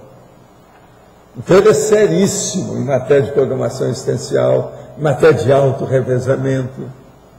Por isso que é que eu coloquei aqui, 22 itens para a pessoa pensar. Pense nisso. Ciclo multiexistencial, olha lá, um deles que tem aqui, para microchip, para geneticologia, está tudo aí. Esse verbete é um dos que vocês devem estudar mais e ampliá-lo por vocês. Vê a sua parte, escreva aqui, faça um verbete de 50 páginas com essas 4. Isso é que seria o ideal para vocês. Porque aqui também na fatologia, tanto na segunda linha quanto na quarta, você enfatiza... Eu falo megafoco da autoproex. E na quarta também, autoconfirmação do megafoco proexológico. Assim, sendo mais específico, ele tem uma relação também com a cláusula pétrea, ele tem uma... Tem tudo isso, tudo que você pensar. O códex, ele abrange o essencial da sua realidade. Eu, por exemplo, aos 14 anos, o que é que eu descobri? Adivinha? Meu códex. Deu a maturidade. Mas é que eu não tinha noção ainda da maturidade, o avanço, a profundidade disso. Mas eu já sabia o que era, o básico. A eureka, eu já tinha falado, eureka! O estalo de Vieira já tinha dado na cabeça do Valdo. Você está entendendo? Aos 14 anos.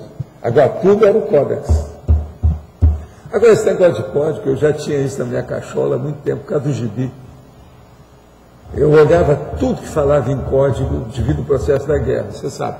A guerra começou, eu tinha 7 anos, meu pai falando naquilo sem parar, e esse negócio de código, todo mundo queria saber, porque na Segunda Guerra Mundial foi uma briga de código, né? Você sabe, né?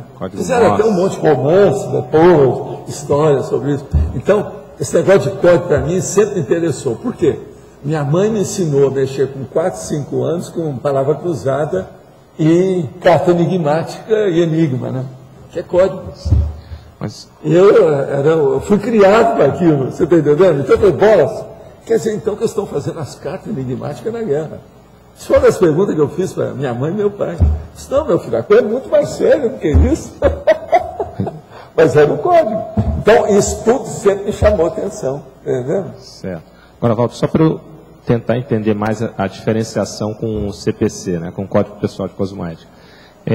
No caso do CPC, ele tem ali os valores, os princípios que vão regular as minhas relações Você vai interpessoais. colocar aqueles itens que sejam atinentes ou pertinentes com a sua necessidade. Você não vai colocar uma coisa que serve para o João ou que serve para mim. Você tem que pôr que sirva para você. É o que interessa para você. Então isso é que é o mais sério da história. Não, sim, mas assim, como é que eu diferencio melhor o meu CPC, o meu Código Pessoal de Cosmoética, com o meu Códex? O códex você tem que começar a ver o que é que é a sua cara. O que é que é a sua cara? Não, isso aqui é bem eu. Por exemplo, você é um cara que é bom de comunicação, você é extrovertido. Então veja, o que é que tem no seu código? Tem alguma coisa que fala, escute mais e fale menos. É uma coisa que para você é a sua cara. Estou te dando o que é o negócio. Você entendeu como é que é? A gente tem que ver isso. Outra coisa, do ponto de vista político, no seu caso tem que ter algum item bem da geopolítica, da política atual, o processo que tem, a democracia. Nada de demoniocracia. Democracia. O que você queria? Você podia aprofundar esse polinômio? O polinômio aqui nosso. Para direito, para direito, política. Para política, para diplomacia e holofilosofia. Para direito é o problema do direito, mas de um ponto de vista maior. Através do direito humano, a gente vê aquele direito que serve para usar em qualquer dimensão e para a consciência, que não tem mais um holossoma de 4 veículos, mas só 2. Então isso muda tudo. Agora, para a política, é a política de você se organizar de tal maneira que você não ofenda a família nuclear, mas ao mesmo tempo você faz a fraternidade para a humanidade sem criar ciumeira na família nuclear. Estou dando só uma coisa, passando para você saber. Para a diplomacia, é você usar a palavra certa, com a pessoa certa, no lugar certo, na hora certa, com a testemunha certa. E a holofilosofia é o conjunto da vivência de tudo isso, que é o códex.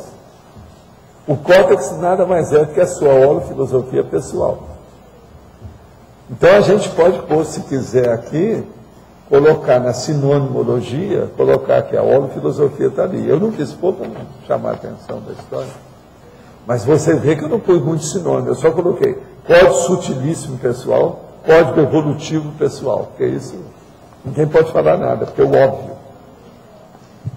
Agora, o código pessoal de cosmoética já está na antonímia, e o código grupal de cosmoética também. Eles são diferentes. Pela antonímia por diferença, né? Agora, eu não sei se você entendeu. Agora, ó, cada item desse do polinômio dá um dicionário. Eu só falei uma coisinha para ver. Para direito, qualquer coisa, você espeta aí a moça ao seu lado, que ela vai te falar alguma coisa. Tá certo? A para diplomacia, você escuta o Antônio Pitaguari. Entendeu? A holofilosofia, você fala com a Arlindário. Agora, ó, com bastante autocrítica, escuta esse povo todo, mas derriça a madeira. Tá certo? Walter, aqui no ar. Não, eu queria saber, o senhor chegou a tocar no assunto com relação a essa área secreta aí subterrânea. Eu queria saber o que o senhor acha da Área 51 nos Estados Unidos. Área o quê? Área 51. Não, isso tudo aí é besteira. Americano é cheio de coisa. E americano não consegue esconder nada. Tudo vem a furo. O que eu já li... Russo esconde. Mas americano não. É tanto que as coisas todas da CIA, né? A CIA, esse negócio tudo vem a furo, tudo vem. Olha os negócios do Bush, em pleno governo dele, todo mundo ficou sabendo das agências que ele tinha em outros países, o processo de Guantánamo, o problema de Abu Ghraib, tudo vem a furo. O americano não consegue esconder nada. Agora, eles são muito bobocas. Por exemplo, vocês viram esse cara que matou 12 pessoas lá? E eles não desconfiaram que o cara era, entende? Espião. Só depois que o cara morre, mata 12 pessoas, quer dizer que o cara... Agora, o nome dele, a cara dele... Gente, isso é aquele negócio. Não, não é isso. Aqui. Tem um corpo de leão, mas não era o leão. Tinha rabo de leão, mas não era o leão. Então, não fiz essa tarefa. Ali é uma piada aquilo ali. Agora, você veja, americano é isso. Eles não sabem esconder as coisas. Sabe como é que é? Porque é Hollywood. Ninguém esconde nada, é Hollywood. É tanto que o nome é Stella Dallas. Stella Dallas é aquela moça, ou aquele rapaz que chega assim, mulheres, cheguei. Isso é Stella Dallas. Quer dizer, aquele que está se expondo de tudo quanto é jeito. Agora, o russo não. O russo é mais malandro. Sabe como é que é? O povo fica pensando que carioca é malandro. Não, o russo. Ronaldo. Pensa bem, outra coisa. Quem é que foi eleito presidente da Rússia e de onde ele veio? Ele era presidente do SNI lá, a KGB das coisas todas. Era o chefão da serviço de inteligência. Na mesma hora ele dominou todo mundo. Por quê? O segredo deles. Foi por isso que a hora que vem lá o Gorbachev, ele começou a falar na Glasnost. Glasnost quer dizer, a Rússia só melhora através da Glasnost, ou seja, da transparência. Porque tudo é escondido. A máfia nasceu lá. Você está entendendo como é que é? Então a gente tem que entender a diferença de uma coisa com outra. Americano. Eu já li muita coisa assim com relação àquela área lá, ou em filme mesmo, eles mostram que tem tecnologia com relação à ufologia. Não, americano não tem nada. Onde eles tentam esconder mais é no Pentágono. Mesmo assim, vem a Fox lá e começa a mostrar como é que é dentro do Pentágono, mostra tudo. Eles não conseguem ficar sem exibição. Americano é o seguinte, você está vivendo com eles em qualquer cidade dos Estados Unidos, de vez em quando uma pessoa faz uma performance, ele banca o ator ou a atriz para você, tal. Isso não é normal, é da vida, da cultura americana, entendeu? Agora, quem é ator, não esconde nada. Pois é, a coisa mais boba que tem é querer esconder qualquer segredo em Hollywood. É impossível. Porque lá é a terra da exibição, todo mundo está no palco o tempo todo. Agora, para a maioria dos americanos, se deixasse, a vida é o palco. Não é só Hollywood. Hollywood é os Estados Unidos inteiro. Tudo é Hollywood. É assim que o povo pensa. Os filmes são todos você está conversando com amigos dos Estados Unidos, de vez em quando você vê, não, o fulano está fazendo uma performance. Sem falar nada, aquilo é espontâneo deles. Eles têm isso. E outra coisa, é uma mania de todo mundo querer ser ator e atriz. Se deixar por conta, é uma loucura. Entende? Então, na área que eu tenho, eles querem esconder o que não tem ali. Querem mostrar uma coisa que...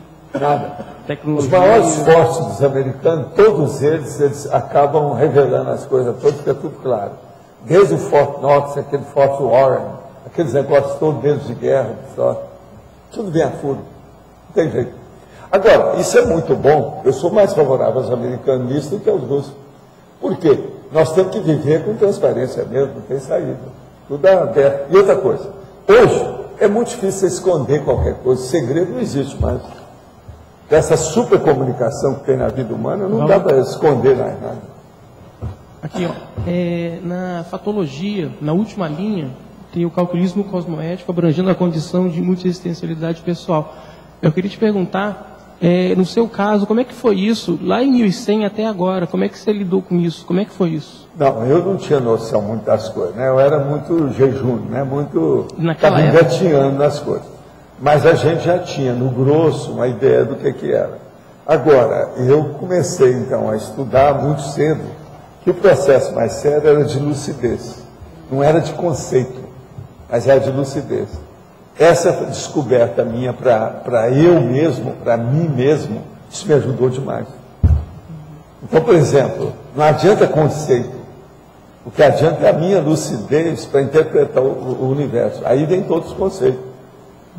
A hora que eu comecei a pensar nisso, foi aí que eu descobri que o parapsiquismo é mais importante. Entendeu? Que era um fenômeno extraordinário, o processo todo. Esse era o mais sério de tudo. E que a gente tinha que levar isso de uma maneira natural, do jeito que você almoça, janta, você tem que ver um fenômeno parapsíquico daquele jeito, com naturalidade. Isso começou a mudar tudo, né? As coisas mudaram. E deixa eu dar outra coisa. Como é que a gente combina no curso intermissivo as senhas que a gente tem que decifrar aqui na dimensão intrafísica? É você examinar bem você. A primeira coisa que eu sempre falei, isso há muitos anos, é o seguinte: olha quais são os seus talentos pessoais, seus dons. Sim. Quais os potenciais que você tem? Não, eu tenho isso. E depois você olha se você está aplicando aquilo convenientemente. Se corresponde à qualidade daquilo que você tem. Uma boa parte de vocês, se for examinar, você vai ver que é uma vergonha a sua vida. Você podia estar fazendo coisa muito melhor. E está desperdiçando. Então, essa localização, identificação dos talentos pessoais para a aplicação desses talentos é a coisa mais inteligente, é a primeira que a pessoa tem que fazer para entender o assunto. Mas entra aí o temperamento da pessoa, então, no caso. Como é que é? O temperamento da pessoa vai influenciar nisso daí, então, né? Eu, por exemplo, eu comecei a tirar vantagem disso. A hora que eu vi o processo de lucidez, eu falei assim, a coisa mais séria é o seguinte: eu sou uma pessoa que sou definida, eu sou determinado. Se eu quero uma coisa, eu vou. Entende? Eu mordo na língua, mas eu chego lá. Você está entendendo? É o temperamento javalino. A hora que eu vi que eu era assim, e sabia que o processo é de lucidez, então eu comecei. A equação é essa. Eu tenho que ter muita lucidez para interpretar os fenômenos que ninguém interpreta, que não quer saber. Ou que interpretam mal porque a pessoa leva aquilo para a emoção, para o bicho, para a adoração. Por exemplo, eu já era contra tudo que falava de adoração. Essa palavra adoração, para mim, me dava engulos, dava vontade de vomitar. Adorar alguma coisa, alguém, uma ideia, um lugar, não dá. Eu achava bobo demais. Falta lucidez em quem adora qualquer coisa. Isso não pode ter. Então, por exemplo, uma pessoa vai fazer uma dupla evolutiva, ela adora outra pessoa, é preciso ver o que ela está falando com esse negócio de adorar. Se ela está encastelando aquela pessoa dentro do nicho de santidade, aquela dupla vai para o espaço. Isso não dá certo. A gente tem que ver a coisa friamente com a gente, com as coisas que você está vendo dos outros. E geladamente com aquilo que diz respeito a você. Então você tem que ser gelado com você e frio com os outros. Agora, essa frieza é da fraternidade. Então, por exemplo, se você vai ajudar alguém e você não é frio para analisar a ajuda, você pode, em vez de ajudar a pessoa, piorar. Ela precisa de 5 mil. Você dá 50 mil, ela vai fazer uma farra aí e se mata. Vai fazer uma besteira qualquer. Compra um carro, bate na árvore, morreu. Entendeu? Você vai ficar com cara de taxa. Como é que fica? Então, tudo a gente tem que pensar. Primeiro, seja gélido com você e frio com os outros. A saída. Professor, no meu caso, eu tenho um talento da questão da intelectualidade. Mas quanto mais eu vejo, também estou mais enrolada e envolvida também com a questão da liderança. Como é que se faz assim como é que eu faço primeiramente o entendimento de possíveis desvios e equívocos? Uma coisa boa seria é você estudar um pouco o temperamento alemão, teutônico, germânico, que é o processo da liderança braba. Você precisa saber mais das coisas do Hitler. Uma das pessoas que mais precisa saber é você. Você não está mais nessa, mas é o jeito de você compreender a estrutura das suas reações. E o problema aí é totalmente alemão, né? Você sabe. A dúvida. Sobre o assunto. E aí, professora, um reencaminhamento disso? Aí é lembrar de tudo. Nada de fazer estupro evolutivo, nada de fazer a situação excessiva. Outra coisa, até para expor um assunto, nada de ter veemência demais. Vai com mais calma. Porque se deixar, quando você fica entusiasmado, vai longe, né? Sim. Até hoje. Sim. Agora, você hoje está muito, vamos dizer, autoconsciente disso. E nessa vida, você não tem erro nenhum grande de nada. Isso te ajuda demais. As coisas que você fez todas estão te ajudando. Agora, observa que tudo é o passado. Olha os filhos que você tem. Tudo está dentro disso. Bem claro. E uma transição, como é que eu planejo? Não, a transição é essa, você está na transição. Você começou isso com o curso intermissivo. Né? A coisa está caminhando. O negócio é o seguinte, vamos trabalhar, né, com o curso intermissivo. Vamos ver o que a gente faz. As alavancas, os instrumentos, as possibilidades, os potenciais, nós temos tudo aí na mão. O negócio é pôr isso em funcionamento. Vamos deslanchar com esse trabalho. Né? É o jeito. Tem algum livro desses mais específico que o senhor pudesse me indicar? Porque são vários dessa questão para entender essa questão do temperamento alemão que o senhor falou do Hitler e tudo mais. Algum deles, porque são vários aí. Olha, seria bom você ver essas biografias. Pega uma das biografias do Hitler, essa mais séria. Você vê o que é um cara doido, alemão, que tapeou todo mundo, empolgou todo mundo e pôs todo mundo na mão. Ele colocou a Alemanha na palma da mão, assim fez o que bem entendeu. Uma vergonha total. Agora, aquilo o que é? A liderança de doido. Que é tipo de processo alemão. Veja, os neonazistas estão tudo aí de novo. Há pouquinho tempo atrás, o senhor falou que o senhor descobriu que o processo da lucidez era mais importante do que o conceito. Aí eu fiquei pensando assim, isso coloca a conscienciologia acima da ciência e da filosofia. Acima de tudo isso dá uma banana, a religião. Aí eu queria saber se a gente pode incluir dentro da epistemologia da conscienciologia a supremacia ou a prevalência da lucidez em relação ao conceito. Adulta. Agora, eu dou o nome para lucidez de vez em quando. Como é que é? Discernimento? Discernimento. O que é que eu já falei aqui quantas vezes? A coisa mais séria que você tem é o seu discernimento. A sua inteligência é o discernimento. A sua evolução é o discernimento. A sua cosmoética é o discernimento. Tudo está dependendo do discernimento. Então, agora, olha, esse aqui é o meu pensamento faz 1000 anos. 1000 não, né? Vamos falar, 910. Então, do ponto de vista então de traçar a epistemologia da conscienciologia, isso seria um item? É um item. Um item não desprezível. É preciso levar isso em consideração. Para mim é o mais importante até agora, né? Pois é. Esse vale a pena pensar. Valdo, sim. Aqui sim. Voltando lá naquele lance da concessão. Eu não estou ouvindo nada. Voltando na concessão, onde você estava falando que justo quando você descobriu que você era contra as coisas, você teve que fazer concessão. Nesse momento, como é que se mede o que foi concessão e o que vai ser acompliciamento? Porque é o mesmo que você, por exemplo, ter ficado você fumou. Não, eu estava muito assim, vamos dizer, de pensamento jovem e muito extremista, radical. Se uma coisa não presta mesmo, não adianta fazer maquiagem. Mas eu não era isso. Eu pensava uma coisa pior. Se ela não presta mesmo, eu não quero nem ouvir falar. Eu vou tirar do meu dicionário. E era bobagem, porque tem as interpretações do carro, você tem que ajudar os outros, você tem que voltar atrás, não adianta nada. Agora, você não pode esquecer o princípio, esse eu não esqueci. Mas aí, e é esse que eu falo, se uma coisa não presta, não adianta fazer maquiagem, lembre-se disso. Mas você vai ajudar a pessoa que é o toxicômano, o outro que fez besteira. Mas espera aí, mas se você tem que fazer concessão, usando um exemplo, é como se você fosse contra fumar e ter que ir morar numa casa cheia de gente fumante e ainda não poder falar nada que eles estão fumando. Ficar lá. Isso, até você implodir todo mundo. Mas como que é isso? Foi o que eu fiz. Eu demorei 12 anos para fazer isso.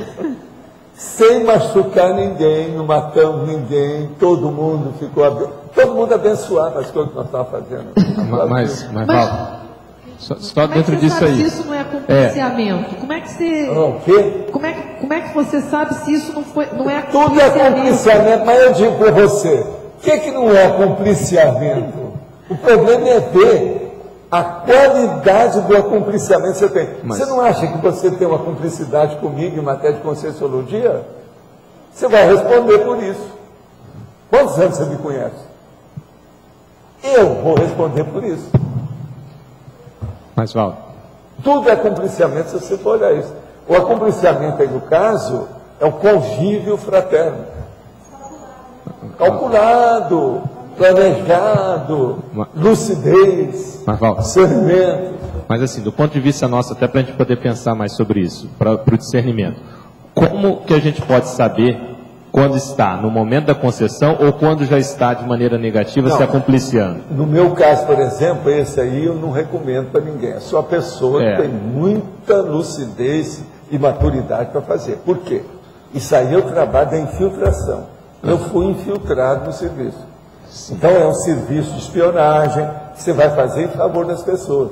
É um infiltrado. Você já entrou lá com isso, com essa intenção. Eu fui infiltrado e demorei 12 anos na infiltração. Mas você deve ter algum padrão, diante de situações dentro da sua experiência de vida, que a gente pudesse ter alguma em referência de indicador. Quer dizer, quando é que eu sei o limite que eu estou na concessão? Não, eu vou até o ponto que eu não sou conivente. Por exemplo, então, mas como se eu saber continuasse lá, eu seria conivente.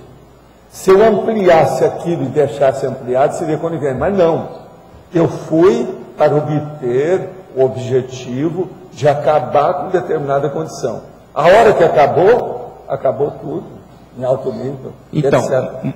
Eu não tenho nada. Mas na sua cabeça você deve ter algum princípio que você consegue discernir. Diante o daquele princípio caso... sério é o seguinte: dos males o menor. Esse princípio da cosmoética eu tive que usar nisso de uma maneira teática.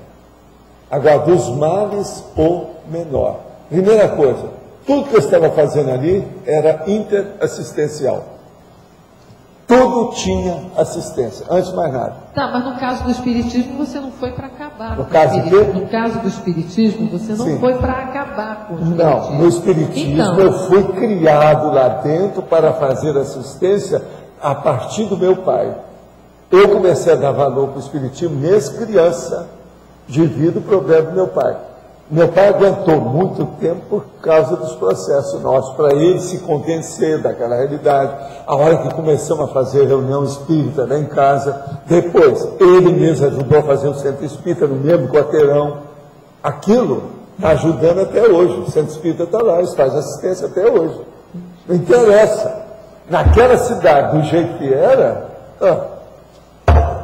na década de 30, 40, não era fácil a situação.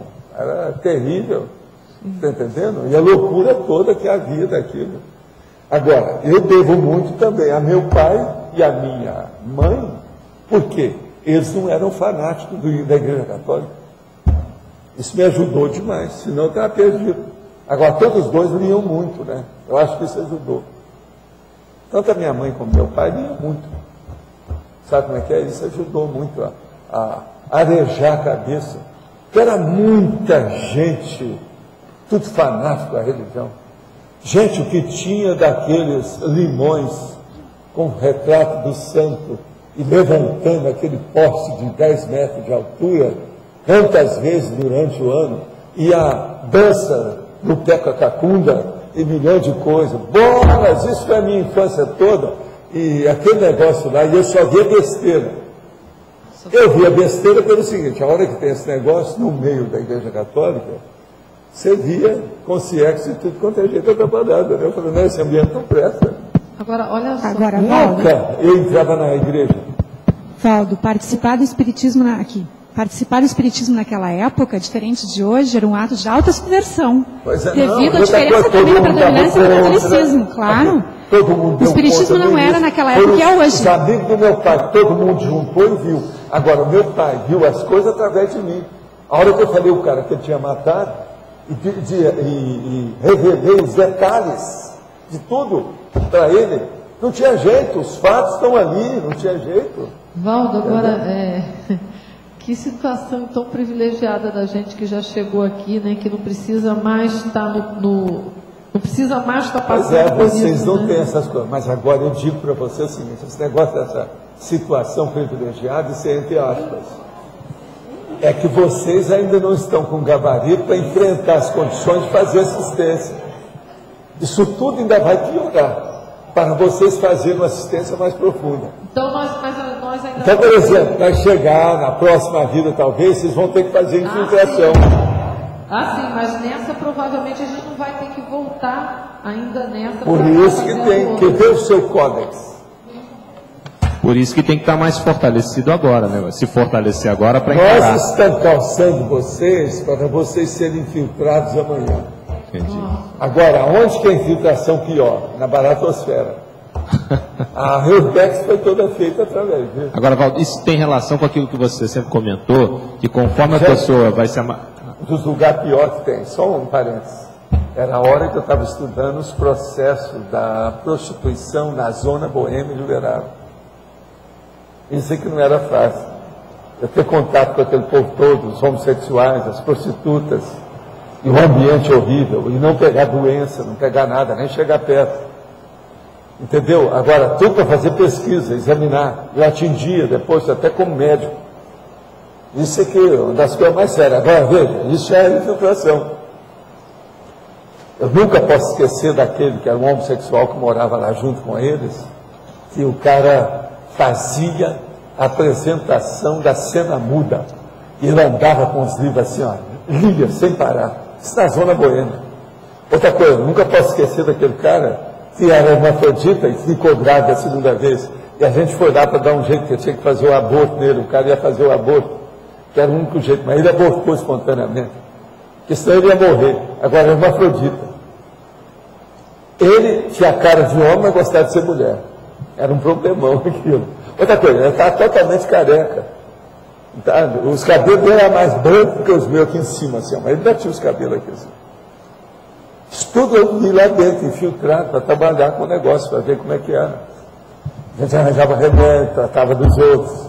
As DST, as doenças venéreas, não era fácil. Foi aí que eu vi aqueles troços todos, os problemas de sífilis. Nicola Flávia, alguém quiser, vai, pega na internet, vai ver o que é Nicola Flávia. Nicola Flávia, que doença que é essa? Eu vi isso tudo na mão, assim, ó. A hora que eu vi aquilo, eu fiquei besta. Comecei a ter medo de sexo. O dia que eu vi a Nicola Flávia instalada num cara, aquela situação dele, eu falei assim, não.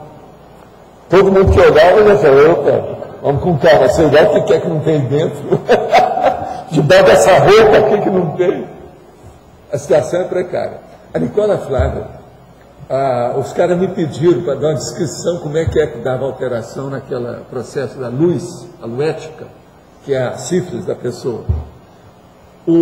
Os órgãos sexuais do cara parecia a cocada branca, aquela de fio. Tem. Sabe como é que é? Uma beleza de cocada. Isso era Nicola Flávia. O cara estava totalmente condenado, tanto que ele morreu logo depois. Esse que eu segui, eles não deram jeito nele. Muita gente trabalhando, não tinha mais jeito, era muito tarde. Agora, ele tinha então a cocada no meio das coxas. Isso é um negócio que não existe mais. Agora, veja, tudo é o Fleming. Viva o Fleming.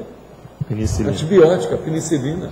Essa questão que você falou do infiltrado, é o que você sempre disse, a questão da retrocognição, da arca, né? De ir tirando da arca, conforme você vai tendo mais maturidade. Agora, eu devo muito ao Uberaba. Eu vivi lá 22 anos. Aprendi muita coisa. Gente, nos nossos comerciais, por favor. Então, as pontuações da tertúlia de hoje foram 51 assinaturas no livro de presença, 23 perguntas presenciais, 15 perguntas respondidas online e 9 votos online. A gente vai ter 2 recados, o primeiro do Pedro Fernandes, sobre a imersão em tenepsologia, e o segundo da Milena, sobre inteligência financeira em Porto Alegre. Boa tarde a todos. Nós gostaríamos de lembrar que hoje se encerram os descontos para a imersão na tenepsologia, que acontecerá nos dias 21 a 27 de dezembro. Essa imersão é composta de 3 atividades, basicamente: o 5º Fórum da TENEPS, o curso avançado em TENEPS com o professor Valdo Vieira e o curso acoplamentário. Maiores informações, por favor, procurar a recepção do CAEC. Obrigado. O professor Hernande Leite estará em Porto Alegre nos dias 21 e 22 de novembro, ministrando o curso Inteligência Financeira e Programação Existencial. Ele estará abordando algumas temáticas relacionadas à cultura financeira básica, interassistencialidade em finanças, inteligência financeira relacionada à programação existencial, autodiagnóstico e autoprescrição financeira, opções de investimento e perfil consciencial. Então, esse curso, como já foi falado, vai ser em Porto Alegre, né? As informações também estão sendo epicentrado ou centralizado em Porto Alegre. O telefone, o DDD é 51 3335 1089 com a Beatriz Tênios, certo? Um dia antes do curso vai ter uma palestra com o professor Hernande Leite no Hotel Everest, na Rua Duque de Caxias. Essa palestra ele vai estar abordando algumas questões relacionadas com o curso, uma palestra introdutória. Então, quem tiver interesse pode ligar, enfim, para ter mais informações. Obrigada. O verbete eleito para amanhã foi cacoete holobiográfico, com 13 votos. Obrigada, boa tarde.